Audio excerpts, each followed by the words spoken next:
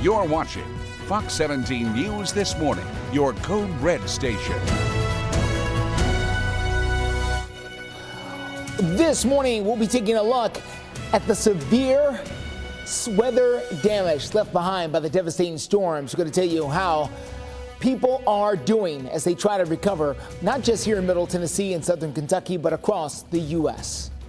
Thankfully for us, dry the next couple of days to help that cleanup process. We'll look ahead through the weekend when storms return to the forecast. All right, Greg, thank you so much. And thank you for joining us here on Fox 17 News this morning, just after 4 a.m. here on this Tuesday. And I'm Justin McFarland. We do want to begin. So we're asking everybody that's out there all across the country cleaning up today, be careful. You are important.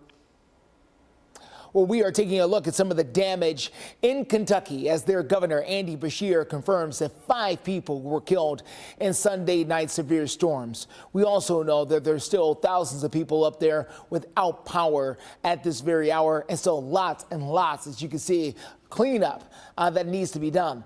Now, the storm shut down numerous roads and interstate and caused lots of damage to homes and businesses. You can take a look here at the trees and the power lines that were downed in Trigg County, Kentucky. Fox 17 News spoke with a Trigg County Emergency Management Director. He says they are doing the best they can to clean up the debris from the road. We're trying to clean the roads, clear the roads where they can get through, make traffic passable.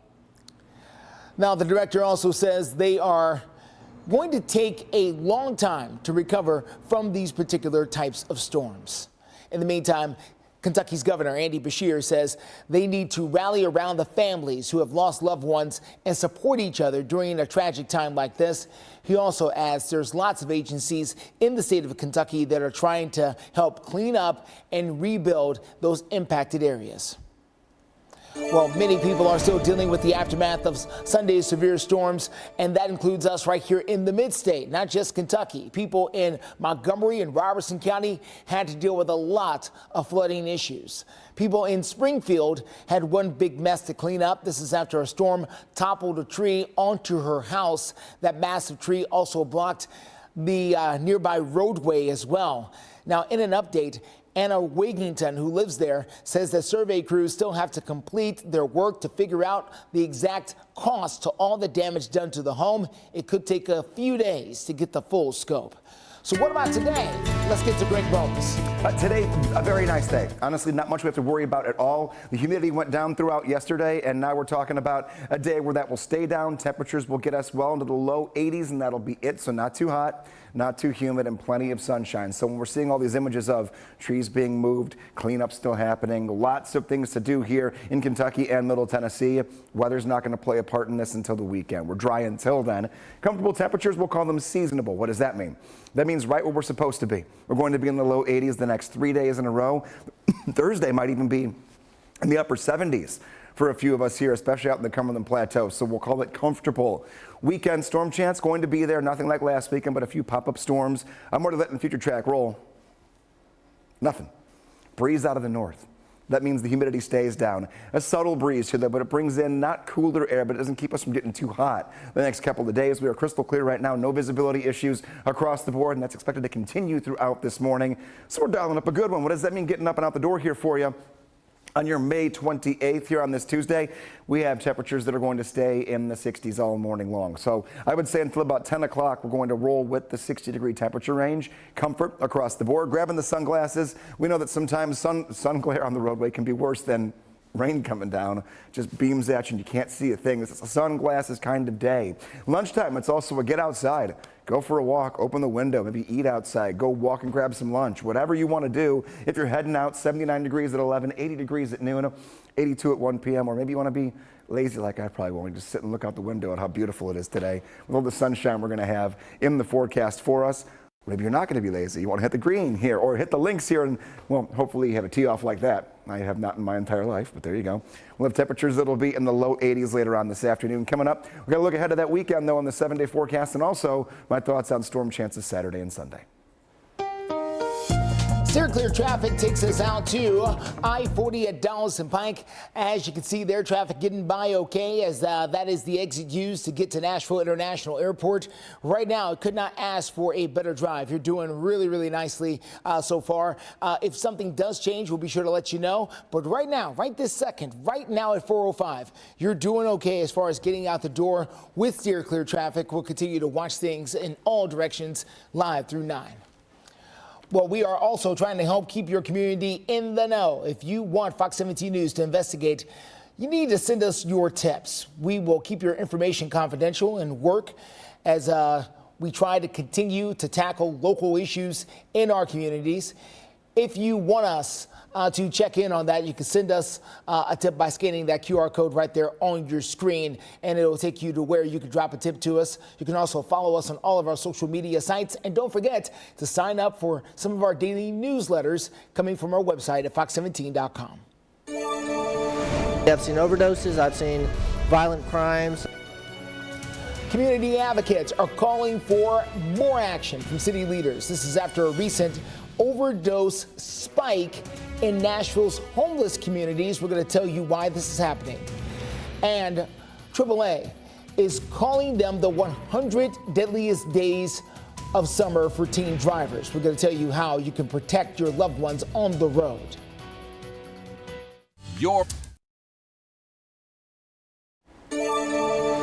Why is this such a prevalent that's not being taken care of?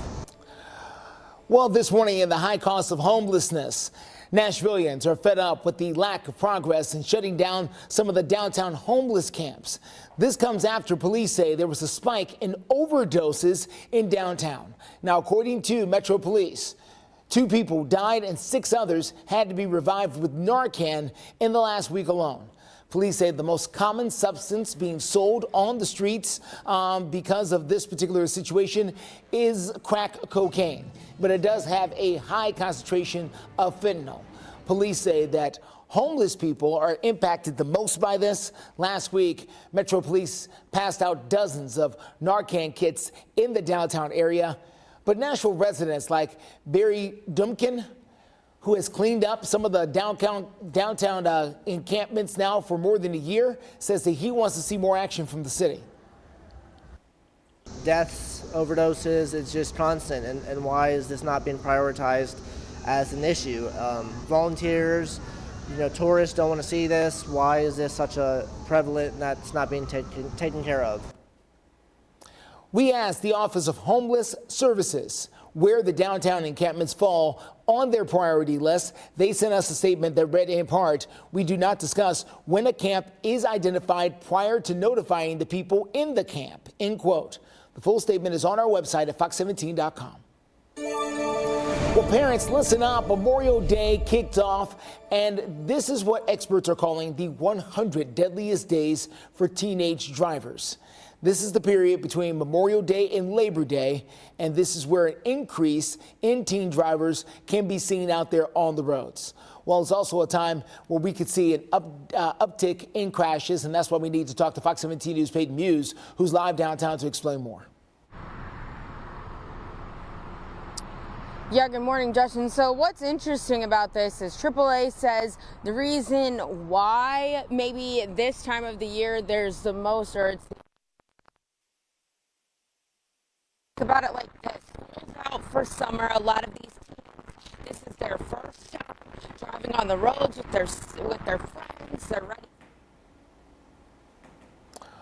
All right, we're going to check back in with Peyton Muse coming up here in just a few moments. We apologize for her difficulty there with the microphone, but again, it is a difficult time out there for teenage drivers. They're asking parents to please force that teenager to put down the phone and pay attention while behind the wheel. We'll get back with Peyton coming up here in the next few minutes. And coming up in your forecast, we're good to go for right now. Some of the most comfortable air in a few weeks. Right now, 63 calm degrees, but we'll look ahead to a little more unsettled weekend forecast. And steer clear traffic takes us to the north of town, 65 at Trinity Lane on that north side. As you can see, traffic moving along just fine. We're going to have the latest updates coming up in just a few. Fox. Well, we're still a little bit tender. We're a little beat up still with it. So, and it was a doozy, that's for sure. Well, we are now getting a brand new look at the devastation in North Texas. This was caused by wicked weather that rolled through over the last few days there in the Lone Star State. Now you're looking at the view there from Valley View, Texas. This is where a woman and her young child were killed in a tornado when that tornado uprooted their trailer home. At least 7 people were killed in the state of Texas. We now know the storm system took 22 lives across 4 states. The Texas governor, Greg Abbott, has now declared a state of emergency for 4 additional counties in Texas. He says close to 100 people were hurt. Well, are you still cleaning up after the high winds and heavy rain? We want to hear from you. If you want to share a picture or a photo or other videos, anything like that from this particular storm, you can do so by going to our website, fox17.com, clicking on Chime In. And you even might see some of those images right here on television. Well, it's 4:14. Let's get to Greg right now. Thankfully, all of that storm system, at least for us, has pushed out, and we're looking for a much calmer week ahead. Yeah, we are great until the weekend, and even that's not looking that bad. It's just going to be a little on the on and off showery and maybe stormy side at times. No cold weather, though, between now and the end of Friday. So right now, through sunset Friday, absolutely nothing. And boy, did the end of the day feel good yesterday. The humidity did fall out throughout the entire day, and today our dew points are in the 50s. That means a downright nice day. You're not going to have that walking around even when the temp is low, but still kind of start sweating kind of feeling. That's not for us today. This is going to be a very nice one from beginning to end, and we're going to keep the humidity low for the rest of this week. As far as pollen counts, unfortunately, those do begin to go back up to the medium category here. So we're not through the roof with it, but it's definitely the highest it's been here in the last 2-3 days. So these are going to trend right in the same area, more of the same each day as we're getting up and getting moving. Nothing here when it comes to visibility, which is great. When you've had that much rain and you have temperatures that start to cool, fog can creep in. We're not seeing any of that right now. A crystal clear picture over downtown to kick off this Tuesday morning. And what does this mean? Maybe this is a getaway day for people to get back home. We just wrapped up the Memorial Day weekend. What does it mean out at the airport? Sunshine all day long once it comes up. Temps right now, right side of your screen, are in the 60s. We're going to 71 at 9 o'clock and then the low 80s all the way through the middle of the afternoon into the evening hours. Weather back home won't be a problem. The East Coast was kind of a mess yesterday, so make sure you're checking your flight times as you're heading toward the airport or getting the friends and relatives back out there as well. And then maybe once they're back at the airport, you can relax a little bit. Sometimes holidays can be stressful. Fire up the grill later on today, and you're going to be okay. We have temperatures that will hold steady. We're going to keep the low 80s and upper 70s through 7 o'clock, and we're also going to stay rain-free for that entire period. So the entire day, whatever chunk you pick you can get out there, they're all looking good. Same with Wednesday, Thursday, and Friday. I had rain chances in for Friday afternoon yesterday. I pushed those back to the overnight hours. So all of our daylight time, and even if you have the first half of the night, with some plans for Friday, you're looking okay. Saturday and Sunday, hit and miss showers and storms. Nothing impressive compared to what we had to deal with over this past weekend. We're going to ride low 80s Wednesday, Thursday, and Friday. 50s will be our nighttime temps starting tonight into the upcoming weekend. If you're in the Cumberland Plateau, Wednesday night and Thursday night, you have a chance to fall into the crisp upper 40s for this time of the year. June 1st is on Saturday. Steer clear traffic gets us out and about here to the very latest happening on I-40 at Fester's Lane. This is just east of downtown. You can see for yourself how the traffic is moving there. We are doing okay. There's a small, just kind of a minor problem there with a tractor trailer disabled there on the shoulder of the road. It's not causing a big problem.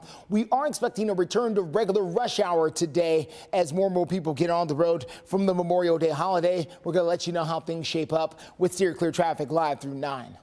But after weeks, 5 weeks to be exact, in the courtroom, the criminal trial against former President Donald Trump is nearing an end. Closing arguments are set to begin later today. Fox News correspondent Mark Meredith has the very latest on what we can expect from that courtroom. After hearing from 20 witnesses and being shown more than 200 pieces of evidence, jurors in former President Donald Trump's hush money criminal trial are set to hear closing arguments Tuesday.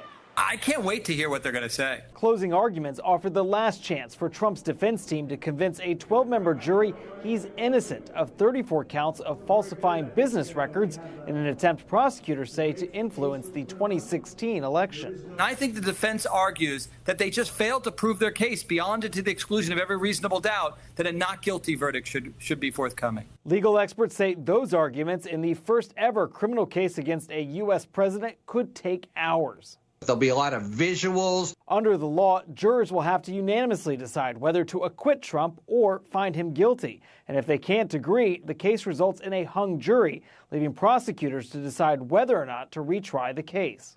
Don't bore a jury to death. Keep it simple. Keep it, tight. Once a verdict is reached, Politico reports President Biden plans to address the matter.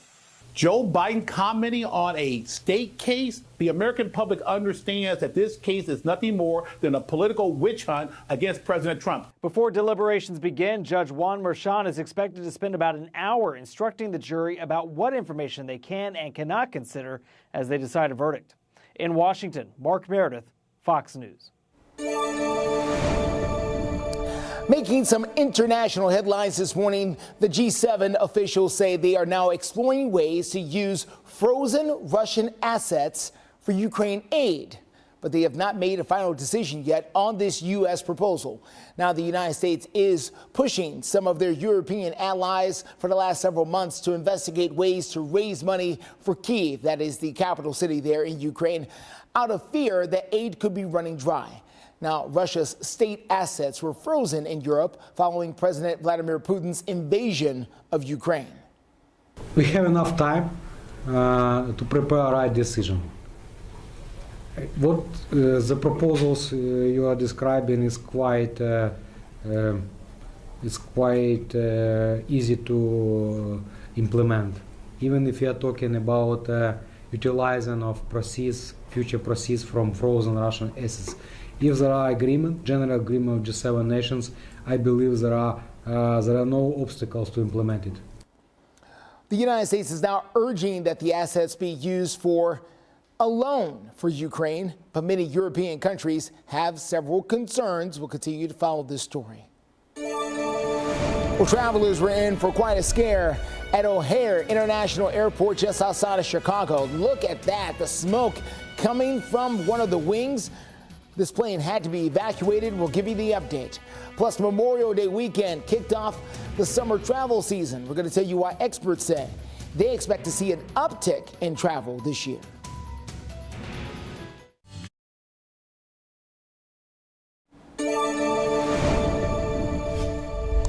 .423 is the time.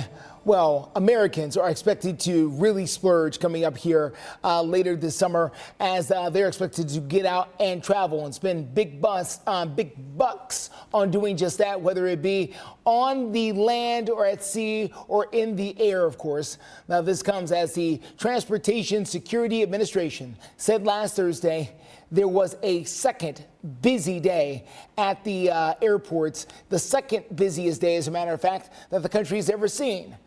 This month, the record-breaking travel with 5 of the 10 most busiest days at airports recorded in the last month. Now, real quick, before we go on here, just want to tell you what we're looking here. This is at Nashville International Airport. You're taking a look there. This is just off of one of the runways there, and you're taking a look at the main airport. That big building that towers above the rest is the brand new hotel that just opened up a few weeks ago that is now stationed there at the airport as they continue to do expansion. Now, forecasters say we could see an even higher increase in travel coming up here this very summer. So they're asking everyone, if you're going out to one of our nation's airports, and especially if you're going to Nashville International, just know you will not be alone. Some of those lines can be long. That they can, and today could be one of those busy days, as we just mentioned here, just trying to get back home from Memorial Day weekend. And what does it mean here as we get back to normalcy with a typical week? We've got 84 degrees later on this afternoon, dry and sunny, less humidity than we began yesterday with. It died down during the day, and it's not coming back until the weekend. The rest of this week is comfortable, good to get outside, start getting some yard cleanup going on. We have a lot of damage we're still cleaning up in spots. We're even just flat out mowing the lawn.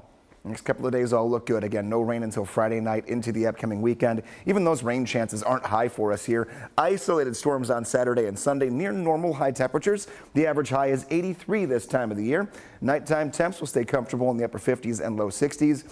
More dry hours than rainy hours for the upcoming weekend itself. So enjoy the rest of this dry week for what it is with that low humidity. But if you want some summer feels, in about 2 weeks from now, temperatures do begin to creep back up. So we're not even close to being done with the heat yet, folks. All right, Greg, thank you so much. We'll take a look at this. We're watching the very latest after this scary scene as a United Airlines plane engine caught fire. Arrivals to Chicago's O'Hare International Airport were temporarily stopped because of the black smoke you can see right there coming from the wing. Now, this is video from inside the plane. They show the dark smoke coming from one of the wings there. The plane was supposed to be going to Seattle from Chicago, but instead passengers had to get off. Thankfully, no one was hurt. Still trying to investigate the exact cause of that particular fire there, or at least the smoke coming from the wing. Looking ahead to steer clear traffic this morning, I-40 at Fessler's Lane, just east of downtown. We are dealing with a disabled tractor trailer on the shoulder of the road. We'll tell you the best ways to deal with that. And a Marine from Memphis vanished from a fort in Missouri a few weeks ago and is still missing. We've got an update on the investigation.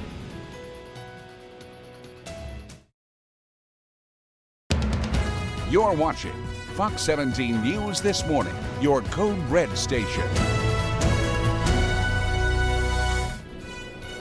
The deadliest day for teen drivers coming up. We're going to break down some tips and give parents a plan to make sure their teens are safe on the road.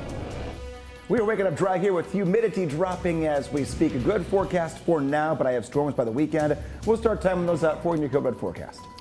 And steer clear traffic gets us out to I-40 at Donaldson Pike. Traffic moving along just fine there. We do have one disabled vehicle to tell you about. We'll get to that coming up in a few. Thank you for joining us here on Fox 17 News this morning, just after 4:30, or really close to it here on this Tuesday morning. I'm Justin McFarland. We do begin as the country marked Memorial Day to honor our nation's veterans.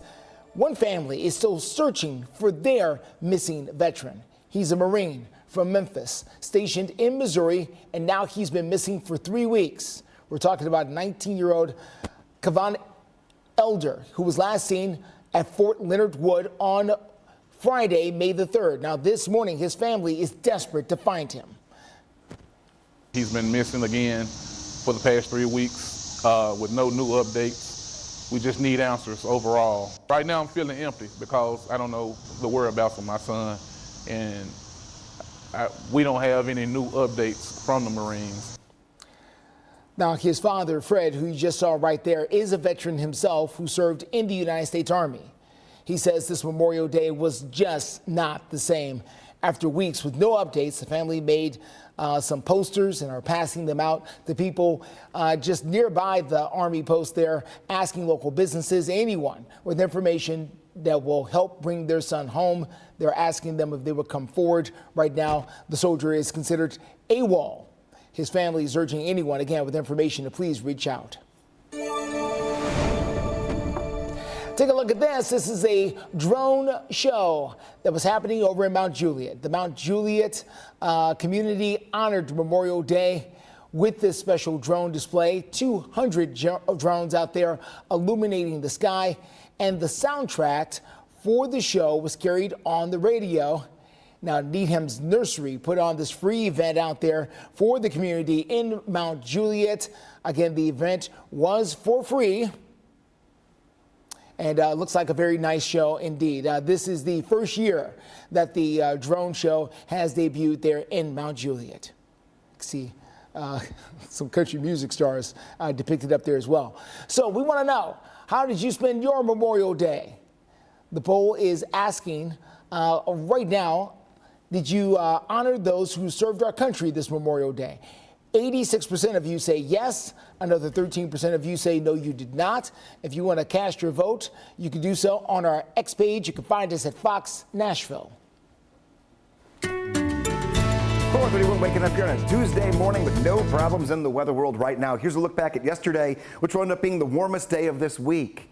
We hit 86 degrees. Today we'll be in the low to middle 80s and then upper 70s and low 80s for tomorrow, Thursday, and Friday. Our normal high temperature is 83, so we're right in that sweet spot, a degree or two, give or take, from normal, which is great. Compared to the 90s that we've been seeing so far during portions of this month, we're going to coast through this week with no additional rainfall and manageable temperatures. So we're dry until Friday night now. It means if you have daytime or evening plans, we're looking good, comfortable, and then again, the weekend, we'll bring in a few more storms. We usually can't go more than 4 or 5 days this time of the year without bringing something coming in that we have to track. So the next weather maker will be some weaker storms that return this weekend. We're not seeing that long-term forecast, that long-range forecast, hinting at severe weather, which is perfect. Right now, we're at 63 degrees. We are crystal clear. That sun comes up just over an hour from right now. This is not an umbrella day. This is a sunglasses, maybe a ball cap kind of a day, because the sun will be unlimited for this one. Future track shows us nothing. The humidity is down. One of the best parts of the forecast for us is the fact that it's not going to be sticky until we get that next weather maker for the upcoming weekend. So whatever you want to plan outside, go for it. Take a look. 84 degrees today, 80 tomorrow, 80 on Thursday, and 82 on Friday. I want to focus on the nighttime temperatures that will fall in the 50s. These are the Nashville overnight lows. So everyone who's waking up the Cumberland Plateau, you know what that means. It'll be even cooler. I bet you that there'll be a few spots here tomorrow night and Thursday night that drop into the upper 40s in our higher elevations, and then we're right back to the 60s overnight toward the weekend with those isolated storms moving in Friday night into Saturday. Very hit and miss during the weekend. This is not a washout scenario, and definitely not as dynamic as this past weekend that we just wrapped up. 4:33 is the time. Taking a quick look at your steer clear traffic. Let's get to I-40 at Fessler's Lane, just east of downtown. You can see how traffic is moving along over there very nicely. No big problems in either direction. We do have that disabled tractor trailer there on the shoulder of the road, but overall, it is not causing big problems at all. You're doing just fine as you get out and about this morning. We'll continue to follow things on the road with steer clear traffic live through 9.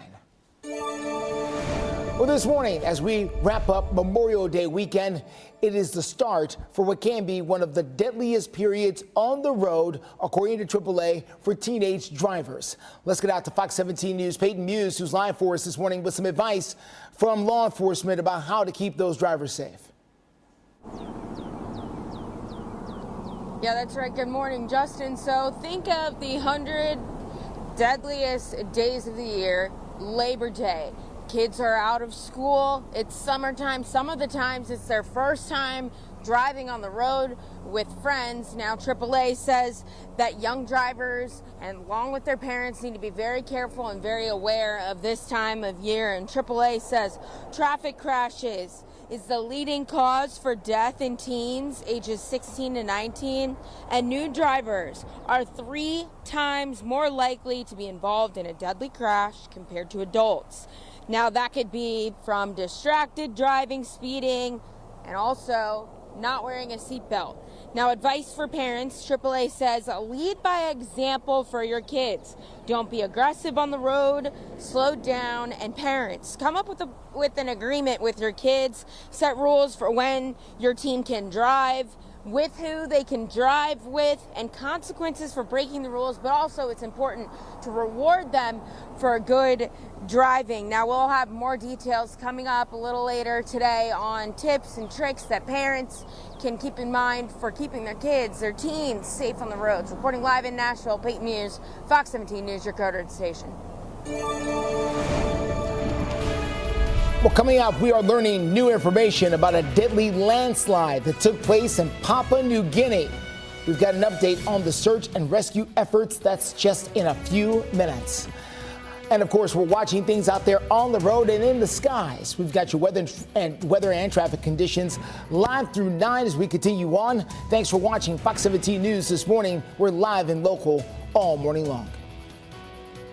Watch Crisis in the Cloud.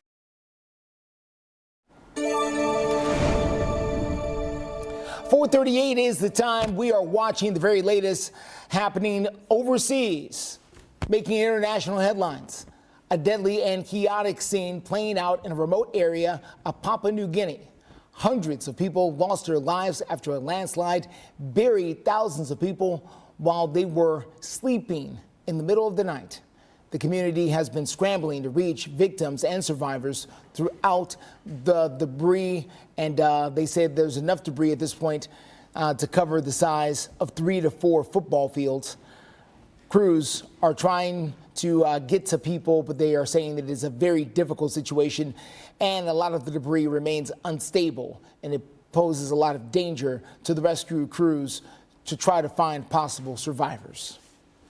Well, to get the latest national and international news right at your fingertips, you can do so by scanning that QR code right there on your screen with your phone. It takes you over to our app, and you can keep up to date with everything happening in the mid-state and beyond. That includes your weather forecast as well. Let's get to Greg Bobe as he's standing by with a look at that Tuesday and now back to work forecast. Yeah, that means more people on the road. Justin, you know that better than I do. We're taking a look at what the weather influence could be to being on the road. And I'll tell you, no rain, no fog, just some sunshine once it comes up. Probably still some puddles out there in those areas that had the ponding yesterday. We've not seen the water levels go down too much across the board. Grab the sunglasses, but we'll call it no worries to start off the day right now. A nice 63-degree temperature. We do have a crystal clear sky. Humidity took a hike yesterday, and it's out of here until the upcoming weekend. So comfort across the board. Temperatures stay in the 60s until 8 o'clock and then creep up into the 70s throughout the morning, eventually topping out in the low to middle 80s later on this afternoon. All in all, a really good-looking hour-by-hour forecast. Nothing catching us off guard. And really, the muggy meter is the best it might look here for the rest of this summer. I mean, we're talking about some of the lower dew points that we've seen in the last month, given how much rain we have had. June 1st is on Saturday, and we'll have below average high temperatures leading out of this month into the upcoming next month. Coming up on the forecast, we're not done with storms. There still are some on the 7-day forecast, and unfortunately, a few of those could be for the weekend. So we'll take a look at that coming up in a few. Circular traffic as you get out and about this morning. Let's get you over to I-24 at Harding Place. That is down in the Antioch area. We're doing really nice out there. No big problems in either direction. Exactly what you want to see for this time of the day. Now, we are expecting a return to full rush hour type of conditions as the morning goes on. But right now, we're not seeing any problems. You can see we're all in the green from Mount Juliet to Murfreesboro to Hendersonville. We're all doing fine as you get out and about this morning. We'll continue to follow things with you. We'll steer clear traffic live through 9. Well, in your community, we've been seeing record growth here in the city of Nashville and the surrounding areas. There's a brand new article from the Nashville Business Journal that says one of the nation's fastest growing cities is located right here in Middle Tennessee. And we're not talking about here, of course, in Nashville or even Mount Juliet. No, no, no. Instead, we're talking about right here in the city of Lebanon, out there in Wilson County. Now, Lebanon is the 12th fastest growing city in the country, according to some released population estimates from the U.S. Census Bureau. The Wilson County city is about 30 miles east of Nashville. The city of Lebanon is working with leadership to develop more restaurants and other attractions there to that particular city. More deadly strikes on civilians in Gaza as Hamas launches rockets on Tel Aviv. I'm Atrel Nashar with the latest in the Middle East as ceasefire talks could start back up as soon as Tuesday. Team coverage on local.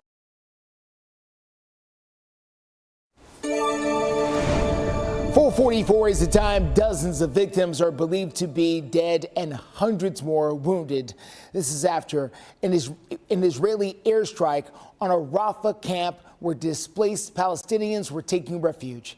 Their Prime Minister, Benjamin Netanyahu, calls it a tragic mistake. Meanwhile, Hamas is claiming responsibility for a rocket attack on Tel Aviv over the weekend. Fox 17 News' Ultra El Nashar has more on the Israel-Hamas war and the future ceasefire talks that are now on shaky ground. Smoking piles of debris, once shelter for displaced civilians, many of them women and children, in the southern Gaza city of Rafah. It's It's the aftermath of an Israeli strike Sunday the military says was aimed at a Hamas compound, killing 2 of its leaders. Meanwhile, in Tel Aviv, Israeli air defenses intercepted at least half a dozen rockets, the first aimed at the area in 4 months. The Israeli military says no one was injured in this attack claimed by Hamas. The latest violence potentially jeopardizing or at least further complicating the resumption of ceasefire talks expected Tuesday in Cairo. Israeli Prime Minister Benjamin Netanyahu under pressure to accept a deal and prioritize hostages over military action, facing protests like these in Tel Aviv. I don't say this is more important than that is more important. I say both of them are important. Without military pressure, basically without, squeezing them, Hamas is not going to give up anything. Across the world, President Biden also under immense political pressure, both by critics who say he's turning his back on Israel with remarks like this. It's a humanitarian crisis in Gaza. That's why I've called for an immediate ceasefire. And those who say he shares responsibility for the carnage in Gaza by providing Israel military aid, like Progressive Congresswoman Rashida Tlaib of Michigan. Attacking the authority of the International Criminal Court and interfering in the legal process is nothing more than an attempt to prevent the genocidal maniac Netanyahu and his senior Israeli officials from being held accountable for those crimes against humanity. You are an enabler, President Biden. Looking ahead to the Democratic National Convention in Chicago later this summer, there's at least 36 delegates representing those uncommitted primary ballots cast by those upset with the president's support for Israel. Though small in size, leaders of the group say they hope to take full advantage of being in the national spotlight. On Capitol Hill, I'm Atrel Nashar.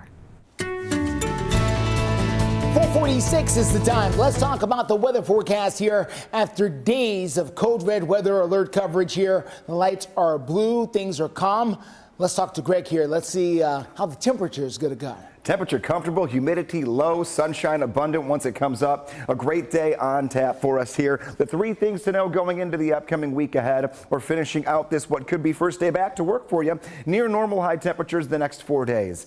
We'll go low to middle 80s. We should be at 83 this time of the year. We're going to be right in that territory. The low humidity continues and no rain until Friday night into Saturday. Weekend storms will be there. They will not be as abundant as they were this past weekend. We're not worried about severe weather, and it will not be these long lines of thunderstorms. Very isolated for Saturday and for Sunday. So we're not canceling plans yet, and we'll get a hone in on the actual timing of that as we get closer to the upcoming weekend. We're still a little ways away, but we're all clear when it comes to code red. We'll keep it dry and kind of carefree, which we need after the last 5-6 days that we had to deal with. Pollen forecast, that has gone up. So going and just walking around, even just going point A to point B, parking lot into the grocery store, you might notice the pollen gets to you a little bit more today than it did the last couple of days, and it's going to stay right in the same category throughout the week. So no big spikes, whether it comes to relief or more discomfort. We're going to kind of be ground level for that. Right where we're at today is how we'll be the rest of this week. Wash or wait. Go for it. We've been waiting for a stretch of dry days here for a little while. Today, tomorrow, and Thursday are all looking good. This great pattern we've settled into also means that getting outside, maybe burn off a little bit of the energy in the backyard later today is okay. 80 degrees by noon, 82 at 3 p.m. High temperatures today easily make it into the low 80s for everyone but the Cumberland Plateau. You might be stuck in the upper 70s, and you definitely will be for Wednesday and Thursday. Nighttime temperatures 50 overnight tonight and every night into the upcoming weekend. We could be in the upper 40s in our upper elevations tomorrow night and Thursday night, so cooler air takes us into the weekend. Sir, clear traffic. Let's get you out and about to I-40 at Fessler's Lane, just east of downtown. We're doing okay as you get out the door this morning. Small delay here because of a disabled tractor trailer on the shoulder, but not causing that big of a deal really. In the grand scheme of things, you're doing okay as you make that drive out. Let's go to the north side, 65 at Trinity Lane. Also looking good so far this morning. We do expect close to normal traffic levels coming up here a little bit later as people go back to work after Memorial Day. Well, if you're looking for a summer job, check this out. President Joe Biden's campaign wants someone to manage memes for their campaign. The job post for the campaign is asking someone to engage the internet content and meme pages. Now, the Biden campaign says that the meme manager, that's right, I said that, meme manager will be in charge of trying to recruit creators to make memes leading up to the election. Now, the new team is expected to provide information about Biden's accomplishments and policies through meme on social media. The job listing says that the meme manager could make up to $85,000 and must be willing to move to the Wilmington, Delaware area. Of course, Delaware is the president's home state. What could be a sweltering summer for investors as the probability of a rate cut does not now look probable. The Federal Reserve says that a near-term policy easing is looking unlikely. It is all due to a stronger than expected economic data forecast here. As a result, global strategists say that the economy may not be cooling down as fast as the Feds would like in order to cut the rates.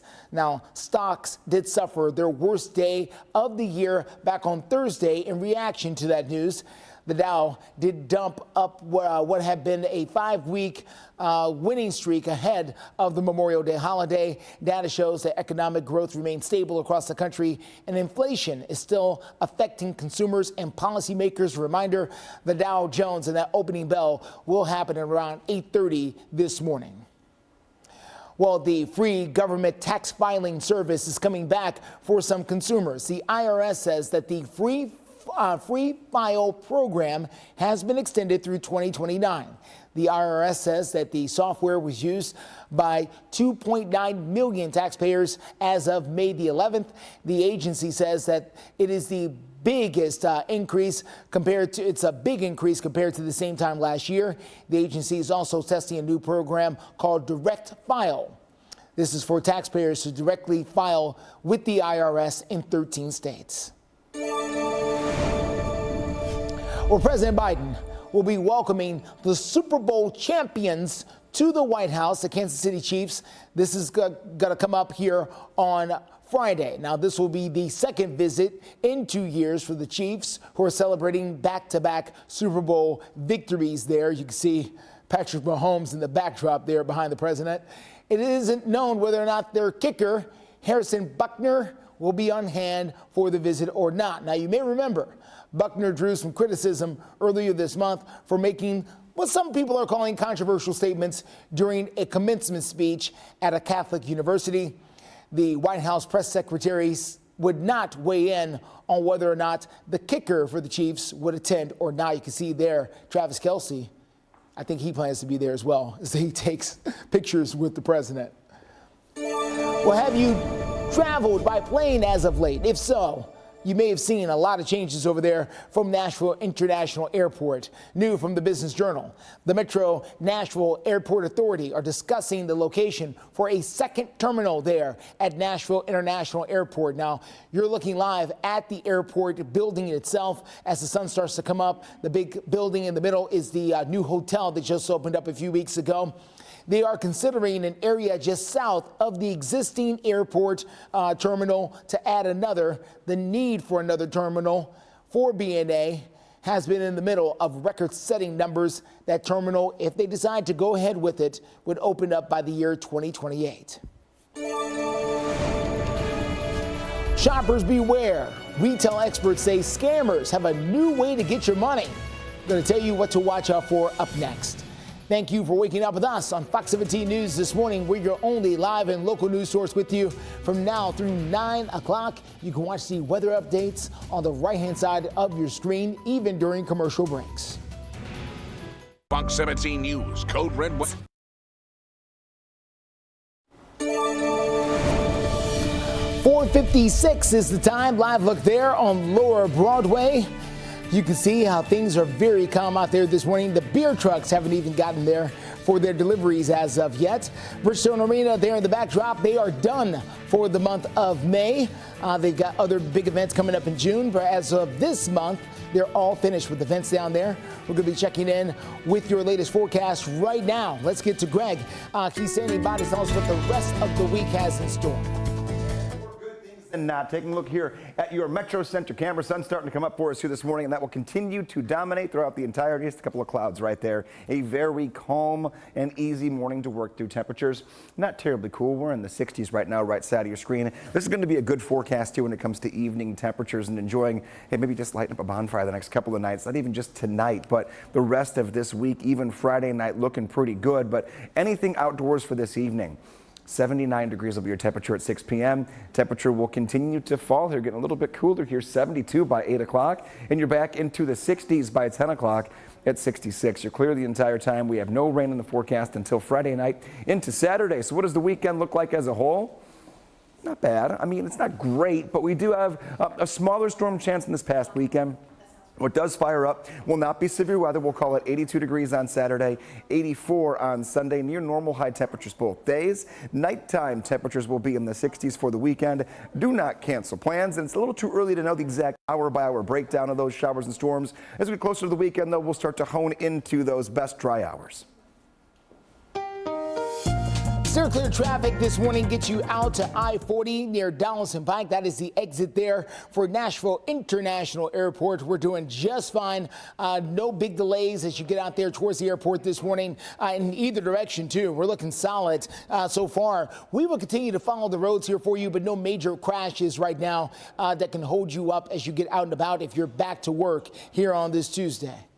Well, consumers beware. A federal agency is warning consumers of the top companies impersonated by scammers. Now, the FTC says that Best Buy and its Geek Squad is the most impersonated company around, with 52,000 reports of scams in the last year alone. Now, the agency says that customers were oftentimes contacted through emails about renewing services that they never purchased and being charged hundreds of dollars to do so. The report shows that consumers lost around $15 million in Best Buy scams last year. The FTC says that Amazon, Microsoft, and PayPal scams should also be on your radar as things to watch out for.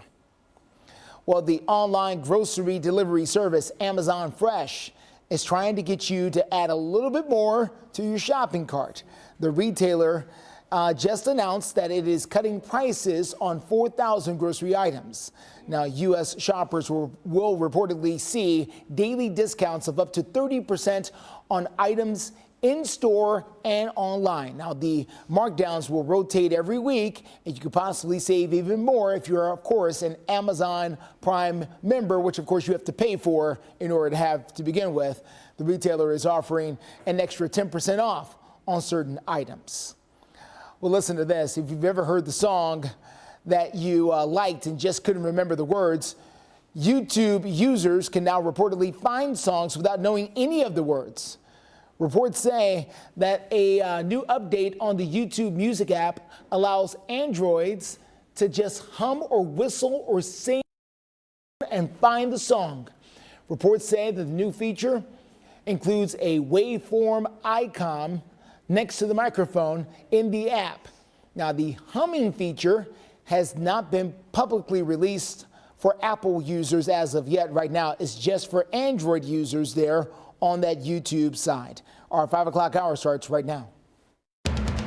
You're watching Fox 17 News This Morning, your Code Red station. 5 o'clock is the time. Damage left behind by devastating storms. A closer look at Middle Tennessee cleanup efforts, plus other parts of the country impacted by severe weather. Forecast has dried out nicely for us here. Humidity has gone down. This pattern doesn't last forever, though. The next weather maker is already on the 7-day forecast, and we'll find it for you. Thank you so much for waking up with us here on a Tuesday morning. For Fox 17 News, I'm Erica Glover. And I'm Jennifer Waddell. Glad to be your live local news source through 9 a.m. Let's kick off our Tuesday morning with the top few stories you'll want to know about before you head out the door. International headlines today. Spain's prime minister says the nation's cabinet will officially recognize a Palestinian state. Ireland and Norway are also expected to make their recognition official. While dozens of countries have recognized a Palestinian state, none of the major Western powers have done so. The United Nations Security Council calling an emergency meeting after another deadly attack on Gaza by an Israeli airstrike. The council will meet today to talk about that airstrike on a Rafah tent camp that the Gaza Health Ministry says killed 45 people. Mind you, the Gaza Health Ministry is run by Hamas. Do not misunderstand where that information is coming from. Israeli Prime Minister Benjamin Netanyahu says the strike was a mistake. Back here at home, prosecutors and defense lawyers in former President Donald Trump's hush money trial are set to deliver closing arguments to the jury today. The arguments are expected to last the entire day, and jury deliberations will likely begin tomorrow, Wednesday. Trump faces 34 felony counts of falsifying business records. 5:02, waking up here, temps right side of your screen, and they'll be there all the way until 9 o'clock. We're waking up here in the 60s. We've been drying out. We'll continue to do so. Now, there still are some levels of some water here in our rivers, streams, and creeks that are above where they're supposed to be and even close to flood stage, but they're starting to already decrease, which is good. So we are drying out. We're staying rain-free until Friday night into Saturday. Scattered storms for the weekend, but no severe weather expected, so we'll keep it all clear for code red. Just know that it's not going to be hot at any point, but it also won't be terribly cool. We're kind of in a good area here where you might even be able to open up the windows as opposed to having the air conditioner on for a good chunk of this week. Visibility tracker, finding a few areas that are the typical culprits here when it comes down to seeing a little fog in the morning. Upper elevations, those valleys between the hills. Could be seeing some fog creeping in, nothing we're not used to this time of the day. Nothing happening downtown. 64 degrees right now in Nashville. And we're still relatively calm when it comes to lower Broadway, but we could see one or two areas of, again, just on and off cloud cover for today. That's it. Taking a look. Sunshine, the main feature in the forecast, 71 degrees. So we hit that 70 mark at 9 o'clock, and then we continue to climb up near 80 degrees by noon. Eventually, the highs will be in the low to middle 80s. Here it is on your 7-day forecast. 84 degrees this afternoon, right near 80 for Wednesday and Thursday, and then low 80s for Friday into Saturday, with crisp nights in the upper 50s here, taking us into the rest of this week. Greg, thank you so much. 5:03 is the time, so let's check in with your steer clear traffic update and hopefully save you some time. This is east of downtown on the right-hand shoulder there. We have a truck that has pulled over, flashing lights. This is I-40 at Fessler's Lane, so do keep this in mind. Maybe you're heading out to this area. Be mindful of that truck that is pulled over on the shoulder. We'll continue sharing all of your steer clear traffic updates, though. We got you covered up until 9 o'clock. So we're asking everybody that's out there all across the country cleaning up today, be careful. You are important. That is Kentucky Governor Andy Beshear. We are taking a look at some of the damage from his home state as the governor has now confirmed 5 people died in Sunday night's severe storms. We understand more than 17,000 people are still without power this morning. Well, the storm shutting down roads and interstates and causing a lot of damage to homes and businesses. Take a look at this video from Tree County, Kentucky, where trees and power lines were snapped. Fox 17 News, we spoke with the Tree County Emergency Management Director, who says they're doing their best to clear debris from busy roads. We're trying to clean the roads, clear the roads where they can get through, make traffic passable. All right, so as they do that work, Bryant says it's going to take some time, and we know that here in the mid-state. I mean, this is not a, you get it cleaned up the next day and everybody moves on kind of an event. This is the kind of work that takes weeks, if not months. Governor Beshear says we've got to rally around these families who have lost loved ones especially and support each other. Yeah, and he also adds that there are a lot of agencies in Kentucky who are getting out to help clean out the debris and then rebuild the impacted areas. 5:05 right now, back here closer to home in the mid-state. We got a lot of folks dealing with the aftermath of that weather Sunday. In fact, as we take a look at folks in Montgomery and Robertson County, they had to deal with a lot of flooding. Taking a live look behind us now in Nashville, looking okay here, but let's go to Springfield. Yeah, over in Springfield, one woman has a big mess to deal with after the storm toppled a tree under her house. The massive tree, look at this, also blocked part of a nearby road. You can see that clearly. We have an update now because Anna Whittington says survey crews still have to go ahead and complete their work to figure out the cost of the damage. And it's a process that unfortunately takes a couple of days. Yeah, and in the meantime, that tree is sitting on her house. When I was out there talking to her Sunday morning, she said one of her biggest concerns was that the county was simply trying to get the tree out of the road so people could drive. Yeah. And she felt like they weren't taking care of how they were doing it so as not to cause more damage to her home. So the tree is still sitting on that far far end of her house. That is a massive tree. Yeah, it is. We have an update, though, regarding the train derailment that happened in Lafayette, Tennessee on Saturday morning. This is an area north of Knoxville. All right, taking a look here. Repairs continue this morning after 15 train cars went off the track. You can see some of them right here. Thankfully, nobody got hurt, nothing spilled. The chief of police says that he hopes to have the railroad repaired within the next few days. Also, take a look at this. Massive flames erupting in Chattanooga on Monday morning. This building is a clubhouse for the Chattanooga chapter of Knights of Matthias. So we brought this to you as breaking news yesterday morning. We can see our sister station there in Chattanooga, Sky 9, launched their drone. The Knights of Pythias was founded in Washington, D.C. during the Civil War.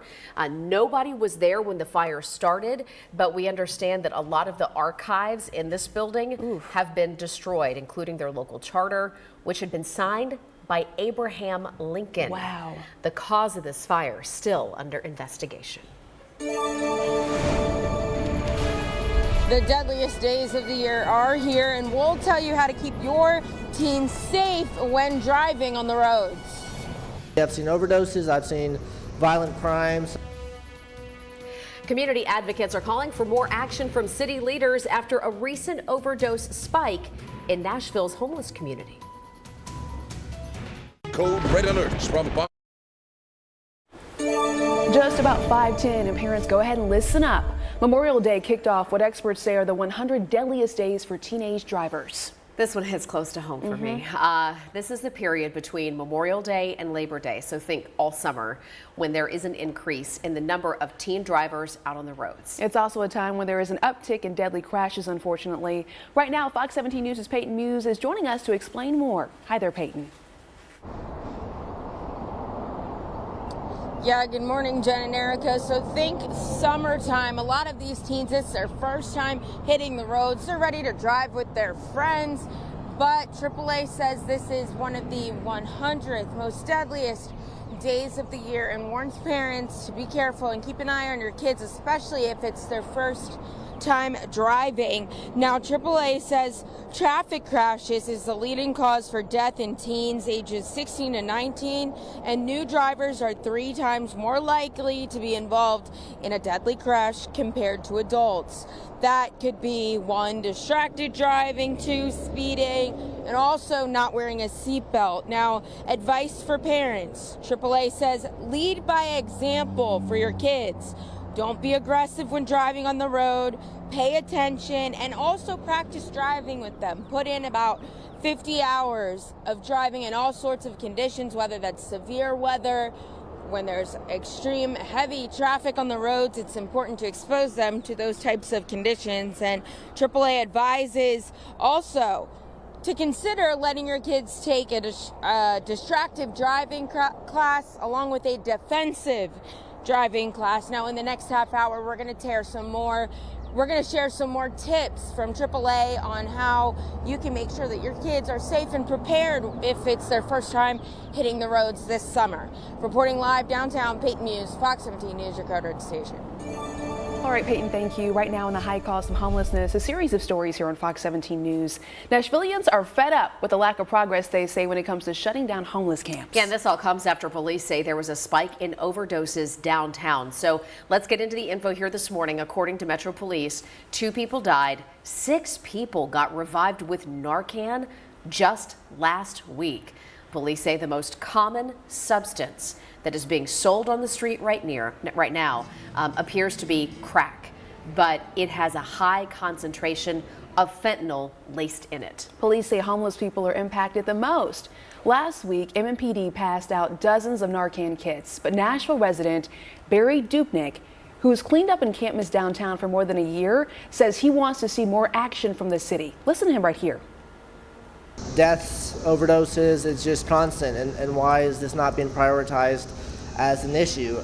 Volunteers, tourists don't want to see this. Why is this such a prevalent and that's not being taken care of? We asked the Office of Homeless Services where the downtown encampments fall on their priority list. They sent us a statement that says, in part, we do not discuss when a camp is identified prior to notifying the people in the camp. We're going to press for some more specific answers on this problem. Make sure you keep it here to Fox 17 News as we do. Coming up in your COVID forecast, we're starting off nice and dry. The humidity's gone down, the sun coming up. How long will keep it calm and carefree before the next weather maker arrives? Calm and carefree sounds pretty good to me. Let's take another look. I-40 at Fessler's Lane, letting you know about this truck pulled over on the shoulder there, the right shoulder. They're flashing their lights. Just be mindful of this as you head east of downtown. Is that your new Nissan Rogue?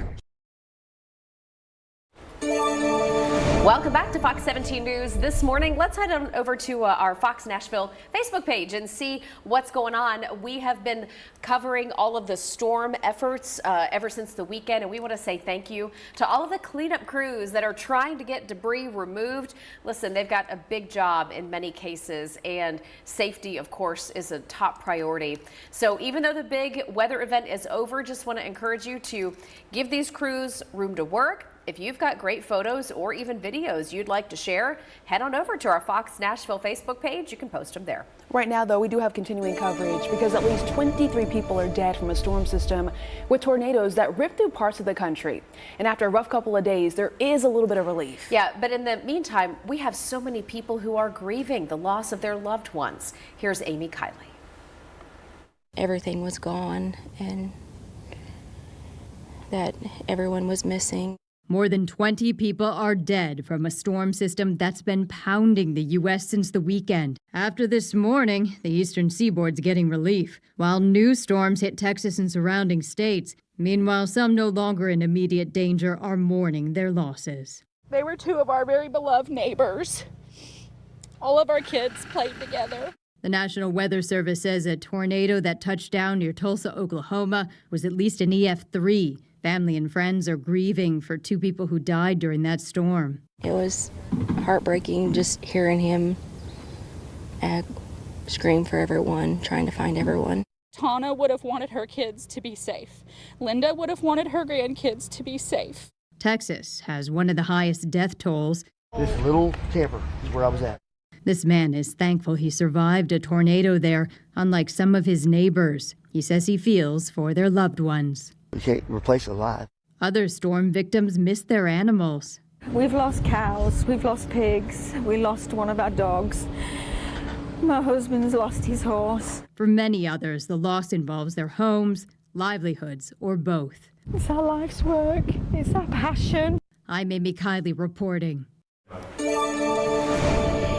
Amy, thank you. 5:18 is the time right now, and we are talking about a story that could certainly impact you if you are traveling. Americans expected to spend big bucks on travel this summer, whether it's in the air, at sea, or on land. Right, so we're going to take a live look over at Nashville's International Airport, letting you know the Transportation Safety Administrator said last Thursday was the second busiest day at airports across the country they have ever seen. Wow. This month is breaking records alone, with 5 of the 10 most busy days at airports recorded in history being this month. I love this live look from Nashville. Something about the colors and the vibe, giving kind of like a Miami vibe or something this morning. Ooh, I like how you think. I know. I'm not sure what it is, but certainly gorgeous as we see another plane taking off there from Nashville International. If you are, heading out this summer for a big trip, just a reminder to give yourself extra time. Make sure you've got all the right documents. Every time we pull out of the driveway to go to the airport, I think, okay, do I have my driver's license? Do I have money? Do I have my phone and a charger? I feel like you got a checklist. Everything else I can replace. We're talking about weather in today's forecast. Sunshine ahead for this Tuesday. Yeah, really good looking day for us here. Yesterday was nice, but it was kind of that transition day where you go from, you still had the heat and the humidity to begin the day, and everything was damp. By the end of the day, humidity was gone, temperatures were comfortable, and now we are settled into that for the rest of this week. 64 degrees right now. Sun is coming up for us here. We're going to get tons of it. There'll be a couple of clouds out there, but nothing that's going to result in any rain or any thunderstorm activity, just a few clouds. That's pretty much it. So what to wear for us today? Up and out the door, all the summer clothing here, but not anything that's going to make sure that you're trying to either bundle up to stay warm or trying to beat the heat.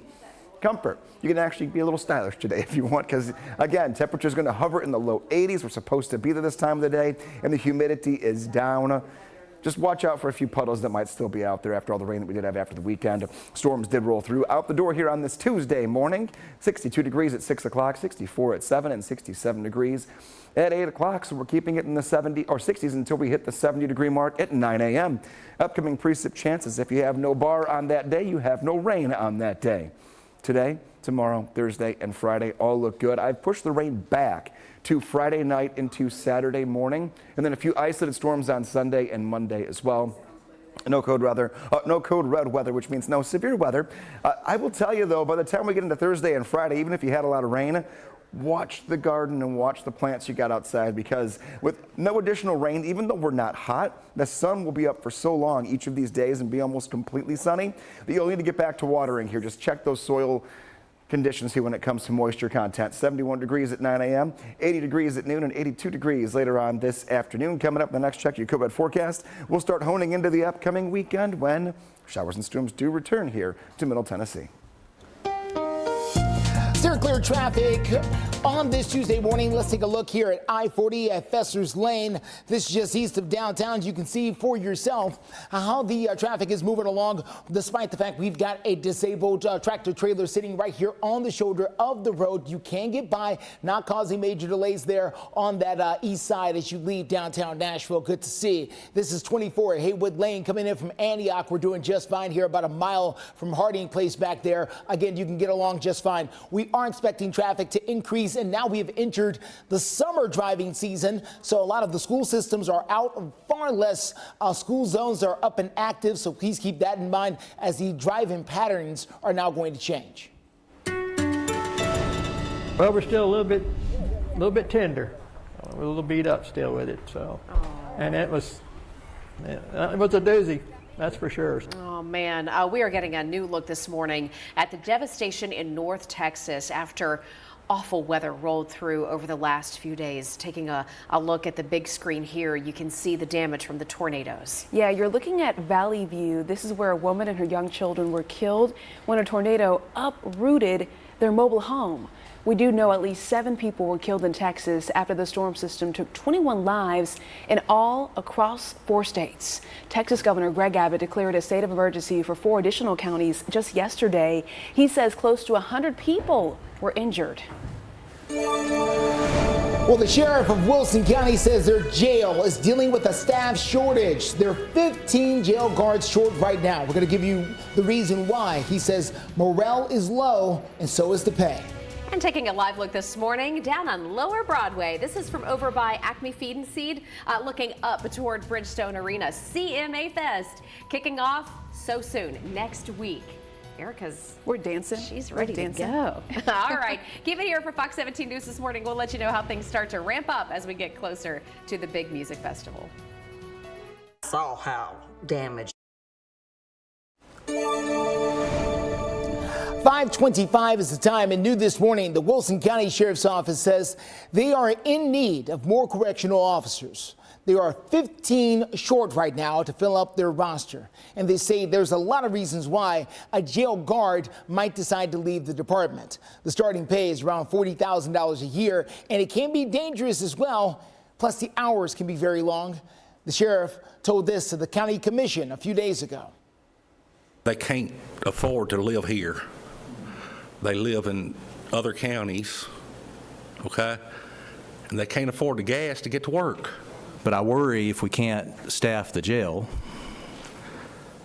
you have to have deputies come off the road to staff the jail, because the jail has to be staffed. And if we take deputies off the road, that means our districts aren't going to be patrolled. And that scares me. Especially as we see what I call the Nashville crime influence of crime crossing over to Nashville and influencing our county, how we make arrests, a bunch of car burglars, and they don't live here, they live elsewhere. We have to take care of our people, we have to ensure they're safe, and to ensure they're safe, we have to ensure we are taking care of the employees who keep this county safe.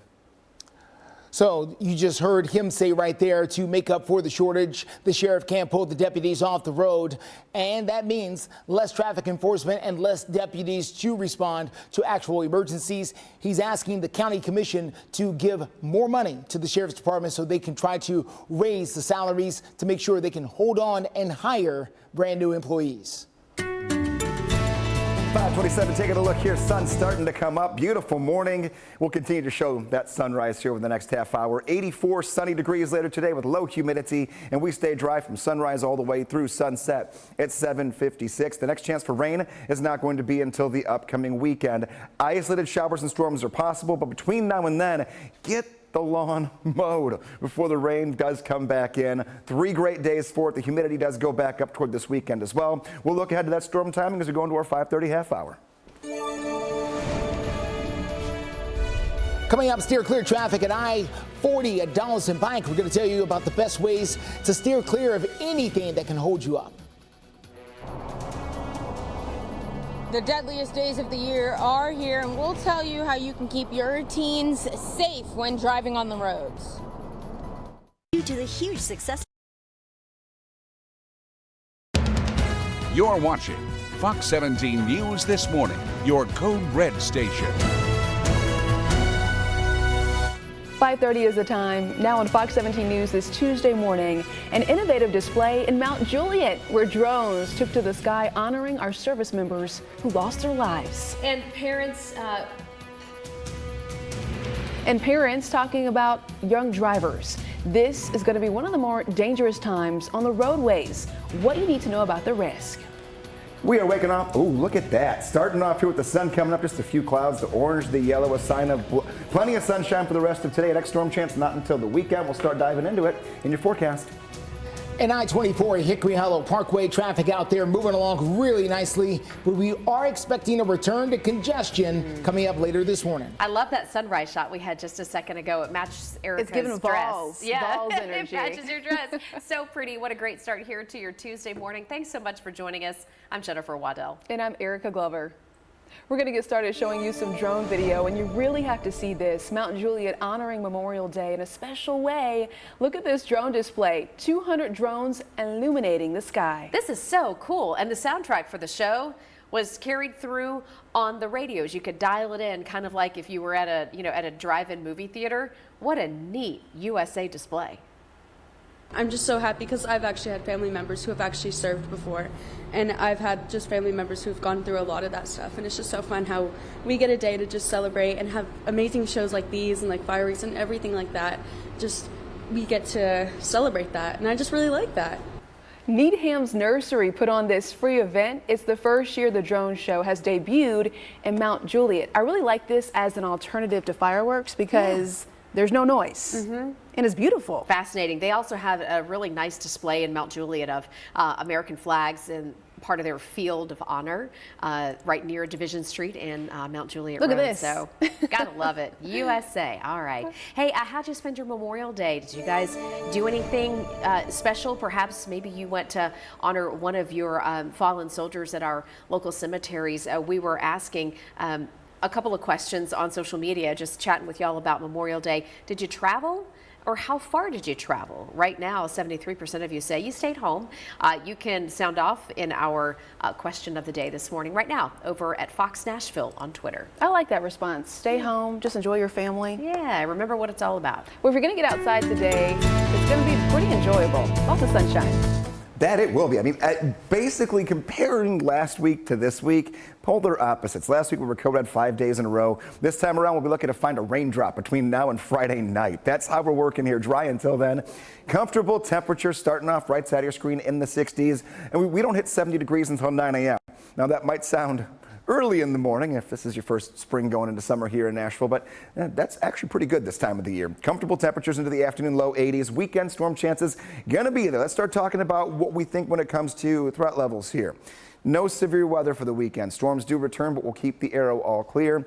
Nothing looking like it did this past weekend. Sunshine coming up right now, and that is what's going to be the only impact to your traffic this morning is the sun. We have no fog that's downtown right now. Cumberland Plateau, there are still a few areas of some patchy fog. Could be a puddle or two out there. Grabbing the shades, you should be good to go. Taking a look again, the areas in the orange and red out toward the plateau are the only spots where we're seeing the typical spots this time of the morning with some limited fog.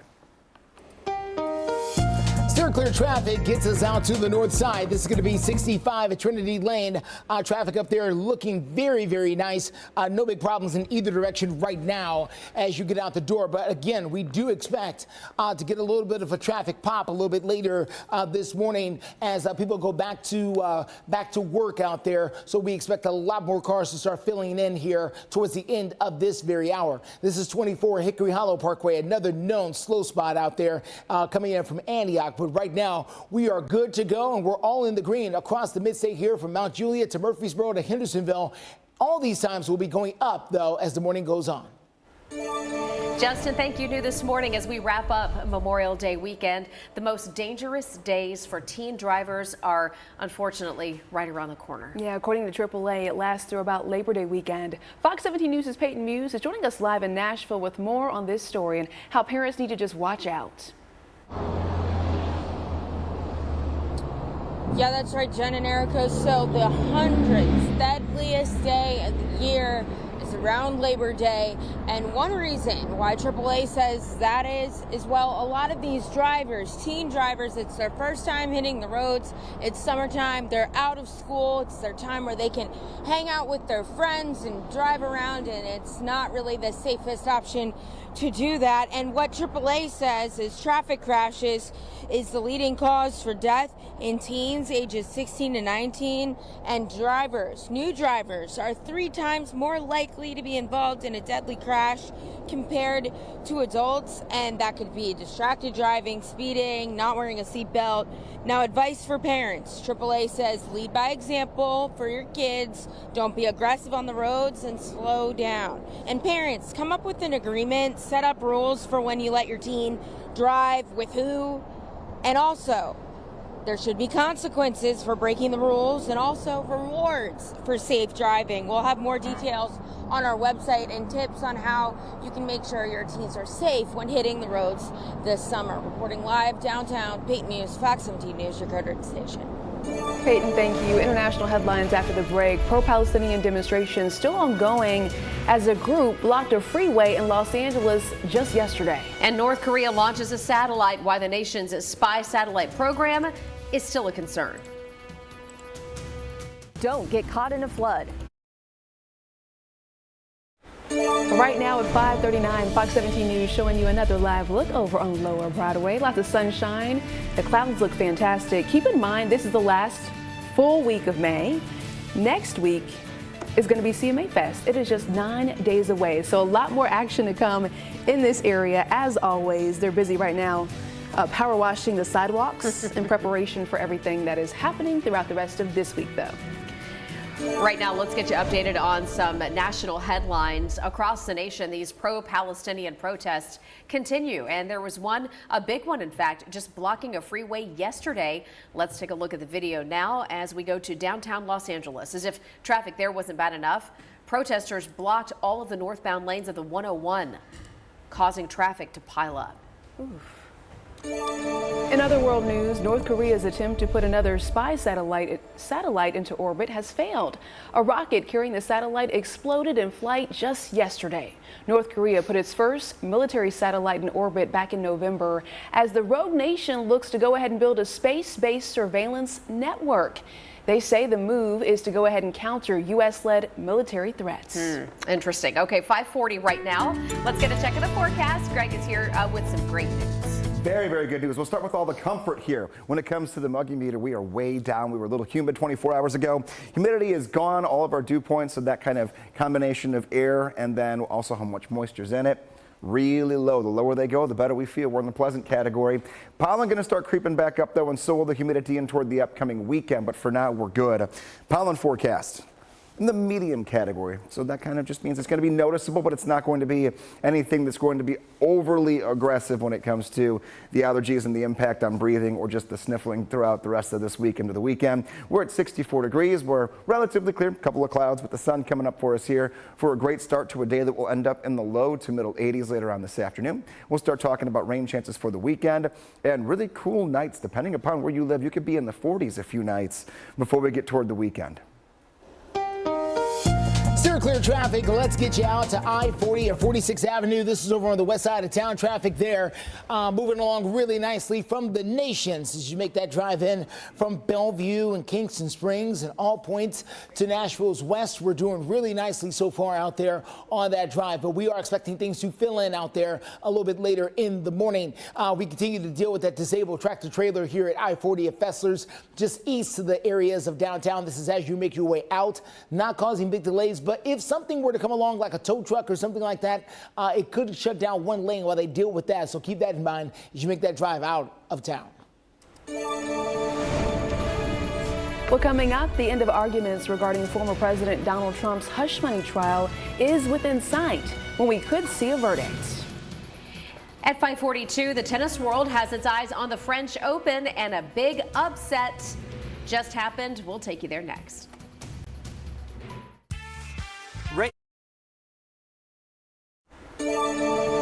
In world news now, as many as 2,000 people may have been buried by a massive landslide in Papua New Guinea. That's according to the country's National Disaster Center. Yeah, first brought you this story yesterday morning, and we're learning even more now. Look at some of this video. Wow. Rescuers say they're struggling to even get there in the mountainous northern region of the island there, and there are more concerns about a possible second landslide.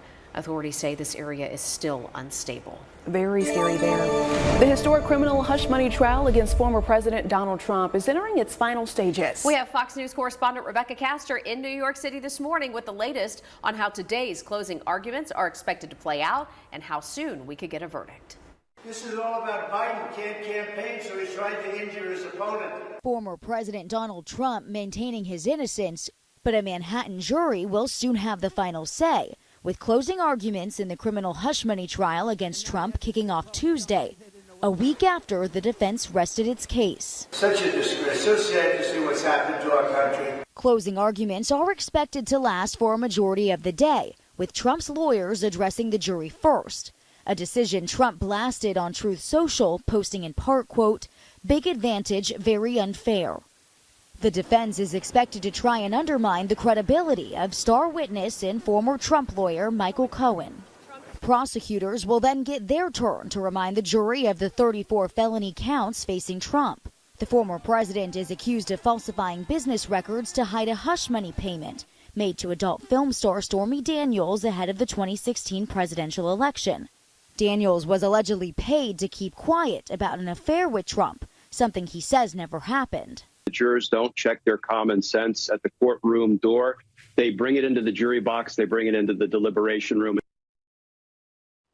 We also know that was Fox 17 News' Rebecca Castor reporting. We're going to be following the latest updates, of course, from New York City. All right, getting some breaking news right now, and we're just now getting details from our assignment desk here. We understand that there has been a pedestrian accident. Our Fox 17 News photojournalist Madison Spraker is joining us live right now from the scene. This is along Murfreesboro Pike, where police say a car hit somebody who was crossing the road. We understand the pedestrian is expected to be okay. Just trying to get a look at the scene here to try to set the stage better for you. We can see several cars pulled over in this parking lot, police on the scene. What is this blue restaurant? I'm not sure if Madison can see the name of this place or even whether it's shut down. I can't quite tell. There we go. We're zooming in on it. Let's see if we can get a better locator here. Okay, this looks to be maybe a Mexican restaurant. Okay, El El Santuario. All right, is a Mexican restaurant there on Murfreesboro Pike. So that's where police look to be kind of held up in this area, working to sort out the details. Yeah, we're going to have our Fox 17 News crew out there asking questions, trying to get some more updates. But again, it's the breaking news that we wanted to follow up on, let you know where this is, Murfreesboro Pike. This is near the airport. We'll continue bringing you the very latest updates as we learn more. It's 5:48. Take a look at this. Thousands of flowers fall from the sky in California. This is an airdrop, if you will, to honor our veterans yesterday on Memorial Day. The Palm Springs Air Museum holding its annual Memorial Day flower drop, paying tribute to all the veterans who lost their lives around the world. The drop was conducted by pilots on a B-25 Mitchell bomber. The plane dropped more than 3,000 red and white carnations. The white carnations honor those who fought during World War I, World War II, Korea, and Vietnam. The red carnations honor those who lost their lives fighting in more recent wars, such as Iraq and Afghanistan. And by the way, a lot of confetti, a lot of paper confetti as well, falling from that plane. Wow, what a sight there. Yeah, for sure. 5:49 is the time. We're going to check in now with our Code Red meteorologist. The good news is, Greg, after a very busy couple of days, we are settling into a more calm pattern.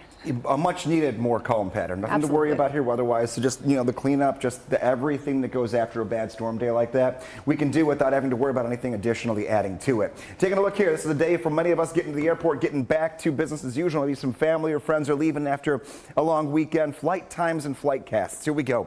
71 degrees at 9 a.m. at BNA, 80 degrees at noon, and 82 degrees at the airport at 3 p.m. What are things looking like inside? Well, 64 degrees the current temperature.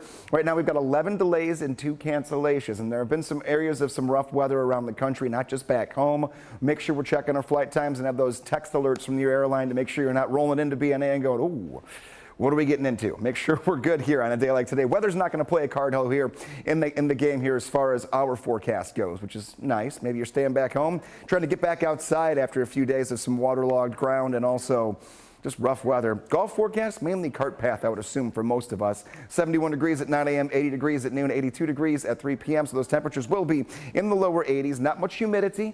You still want to use the sunscreen, even though we're talking about temperatures that are lower. We're almost at the peak for UV index this time of day, which we'll look at going into the next hour. Give you an idea how strong that sun's going to be today, tomorrow, and basically all week long. We keep temperatures low 80s through Friday, and then we bring back some storms, isolated in nature, starting on Saturday. Clear traffic at 5:50. Here's a quick look outside. Let's go to the north side. This is going to be Vietnam Veterans Boulevard at Gallatin Pike up there in the Sumter County area. We're looking really nice so far on that drive. No big problems in either direction here as people get in and out of the Hendersonville area coming down from Gallatin and Goodlettsville. We're going to take a look at other areas of town coming up in a few, but right now on the interstates at least, we're doing really nicely. Justin, thank you. In sports news now, 14-time French Open winner Rafael Nadal taking on Alexander Zverev of Germany in the first round, and it did not go well for Nadal. Zverev securing the match in 3 straight sets. Some say this could be Nadal's last French Open. It continues through June 9th. Well, coming up, the U.S., we love burgers. And on National Hamburger Day, you could take advantage of some tasty deals. We've already been talking about hamburgers this morning and some of our favorite spots. Stay tuned for that. And learning about Revolutionary War veterans in their own words, why the National Archives is looking for help, and how you could experience history. Due to the huge success of our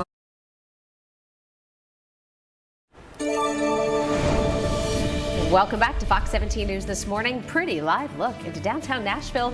Great start to your Tuesday. Temperatures are mild, not too muggy. Going to be a beautiful day today and really for the next few. We're keeping an eye on the weekend though, and Greg will tell you how things might start to shift around a little bit in just a few minutes. Well, maybe you're heading out to a restaurant today to enjoy the beautiful weather. It is also a day to fire up the grill because today is National Hamburger Day. And every year, so many of us here in America, we eat billions of burgers. And if you divide that per person, get this, Jen, it comes out to about 4 burgers a week. Does that surprise you? I mean, I've had 1 burger in the last probably 3 months. I know. So somebody else is eating my share of burgers. Some restaurants do have deals, though, to mark the day, including Burger King, Wendy's, Arby's. Worldwide burgers make up 60% of sandwiches that are sold. All right, well, great. Do you, Now do you I'm hungry. consider a hamburger a sandwich? Yeah, sure. Do you consider a hot dog a sandwich? No.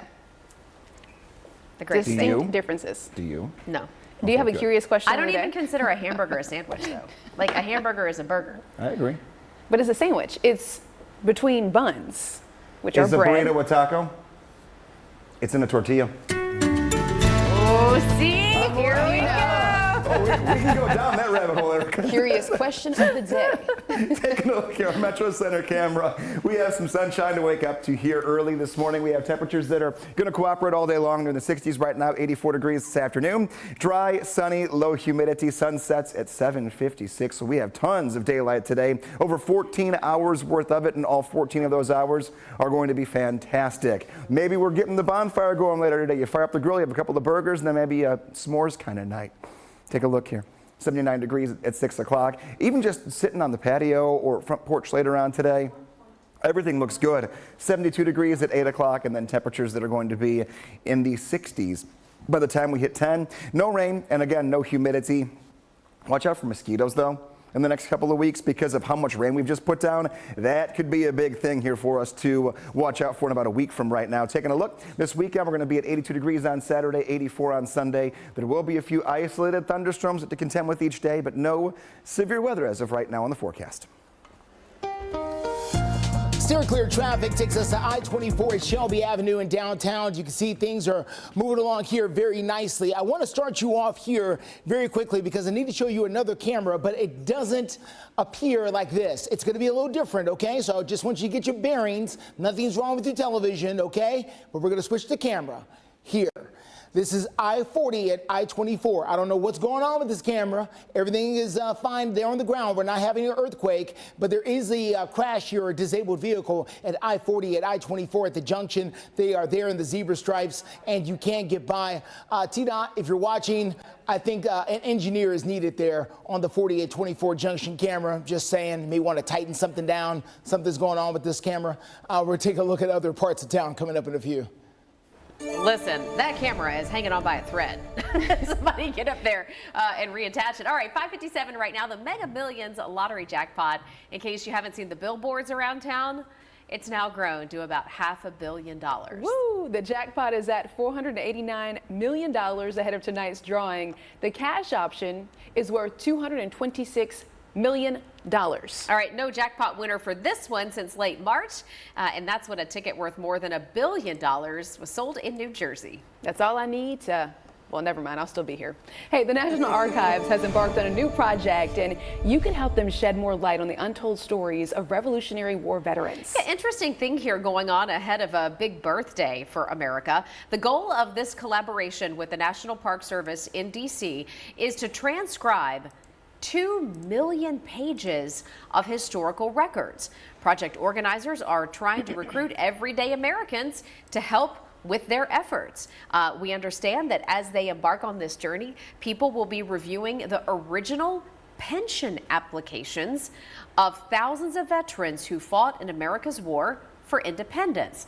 The handwritten applications are already scanned and digitized, but anybody who volunteers would go through and read them and organize them. America's 250th birthday on July 4th of 2026 is the target date for finishing this particular project. That is so interesting to me. All right, you ever get a song stuck in your head and you just can't remember the words or maybe even the title of the song?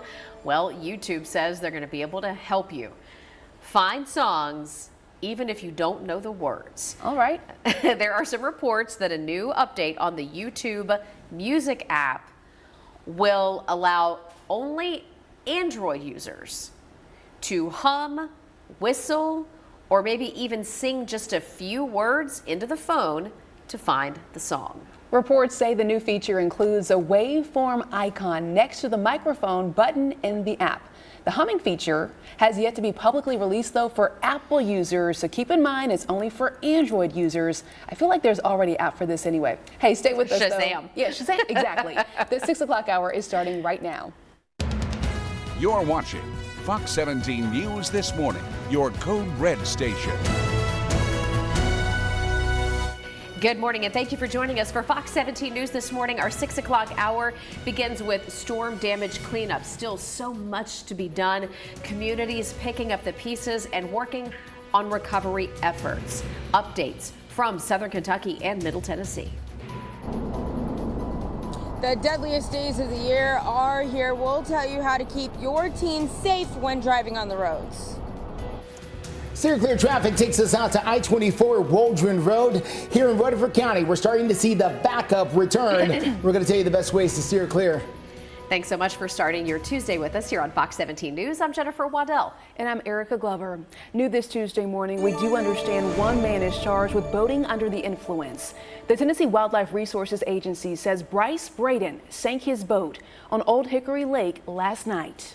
Wildlife officers confirmed they responded to Old Hickory Beach right around 9 o'clock last night. Braden reportedly operating the boat drunk right near the Old Hickory Lake Dam when the boat sank with several other people on board.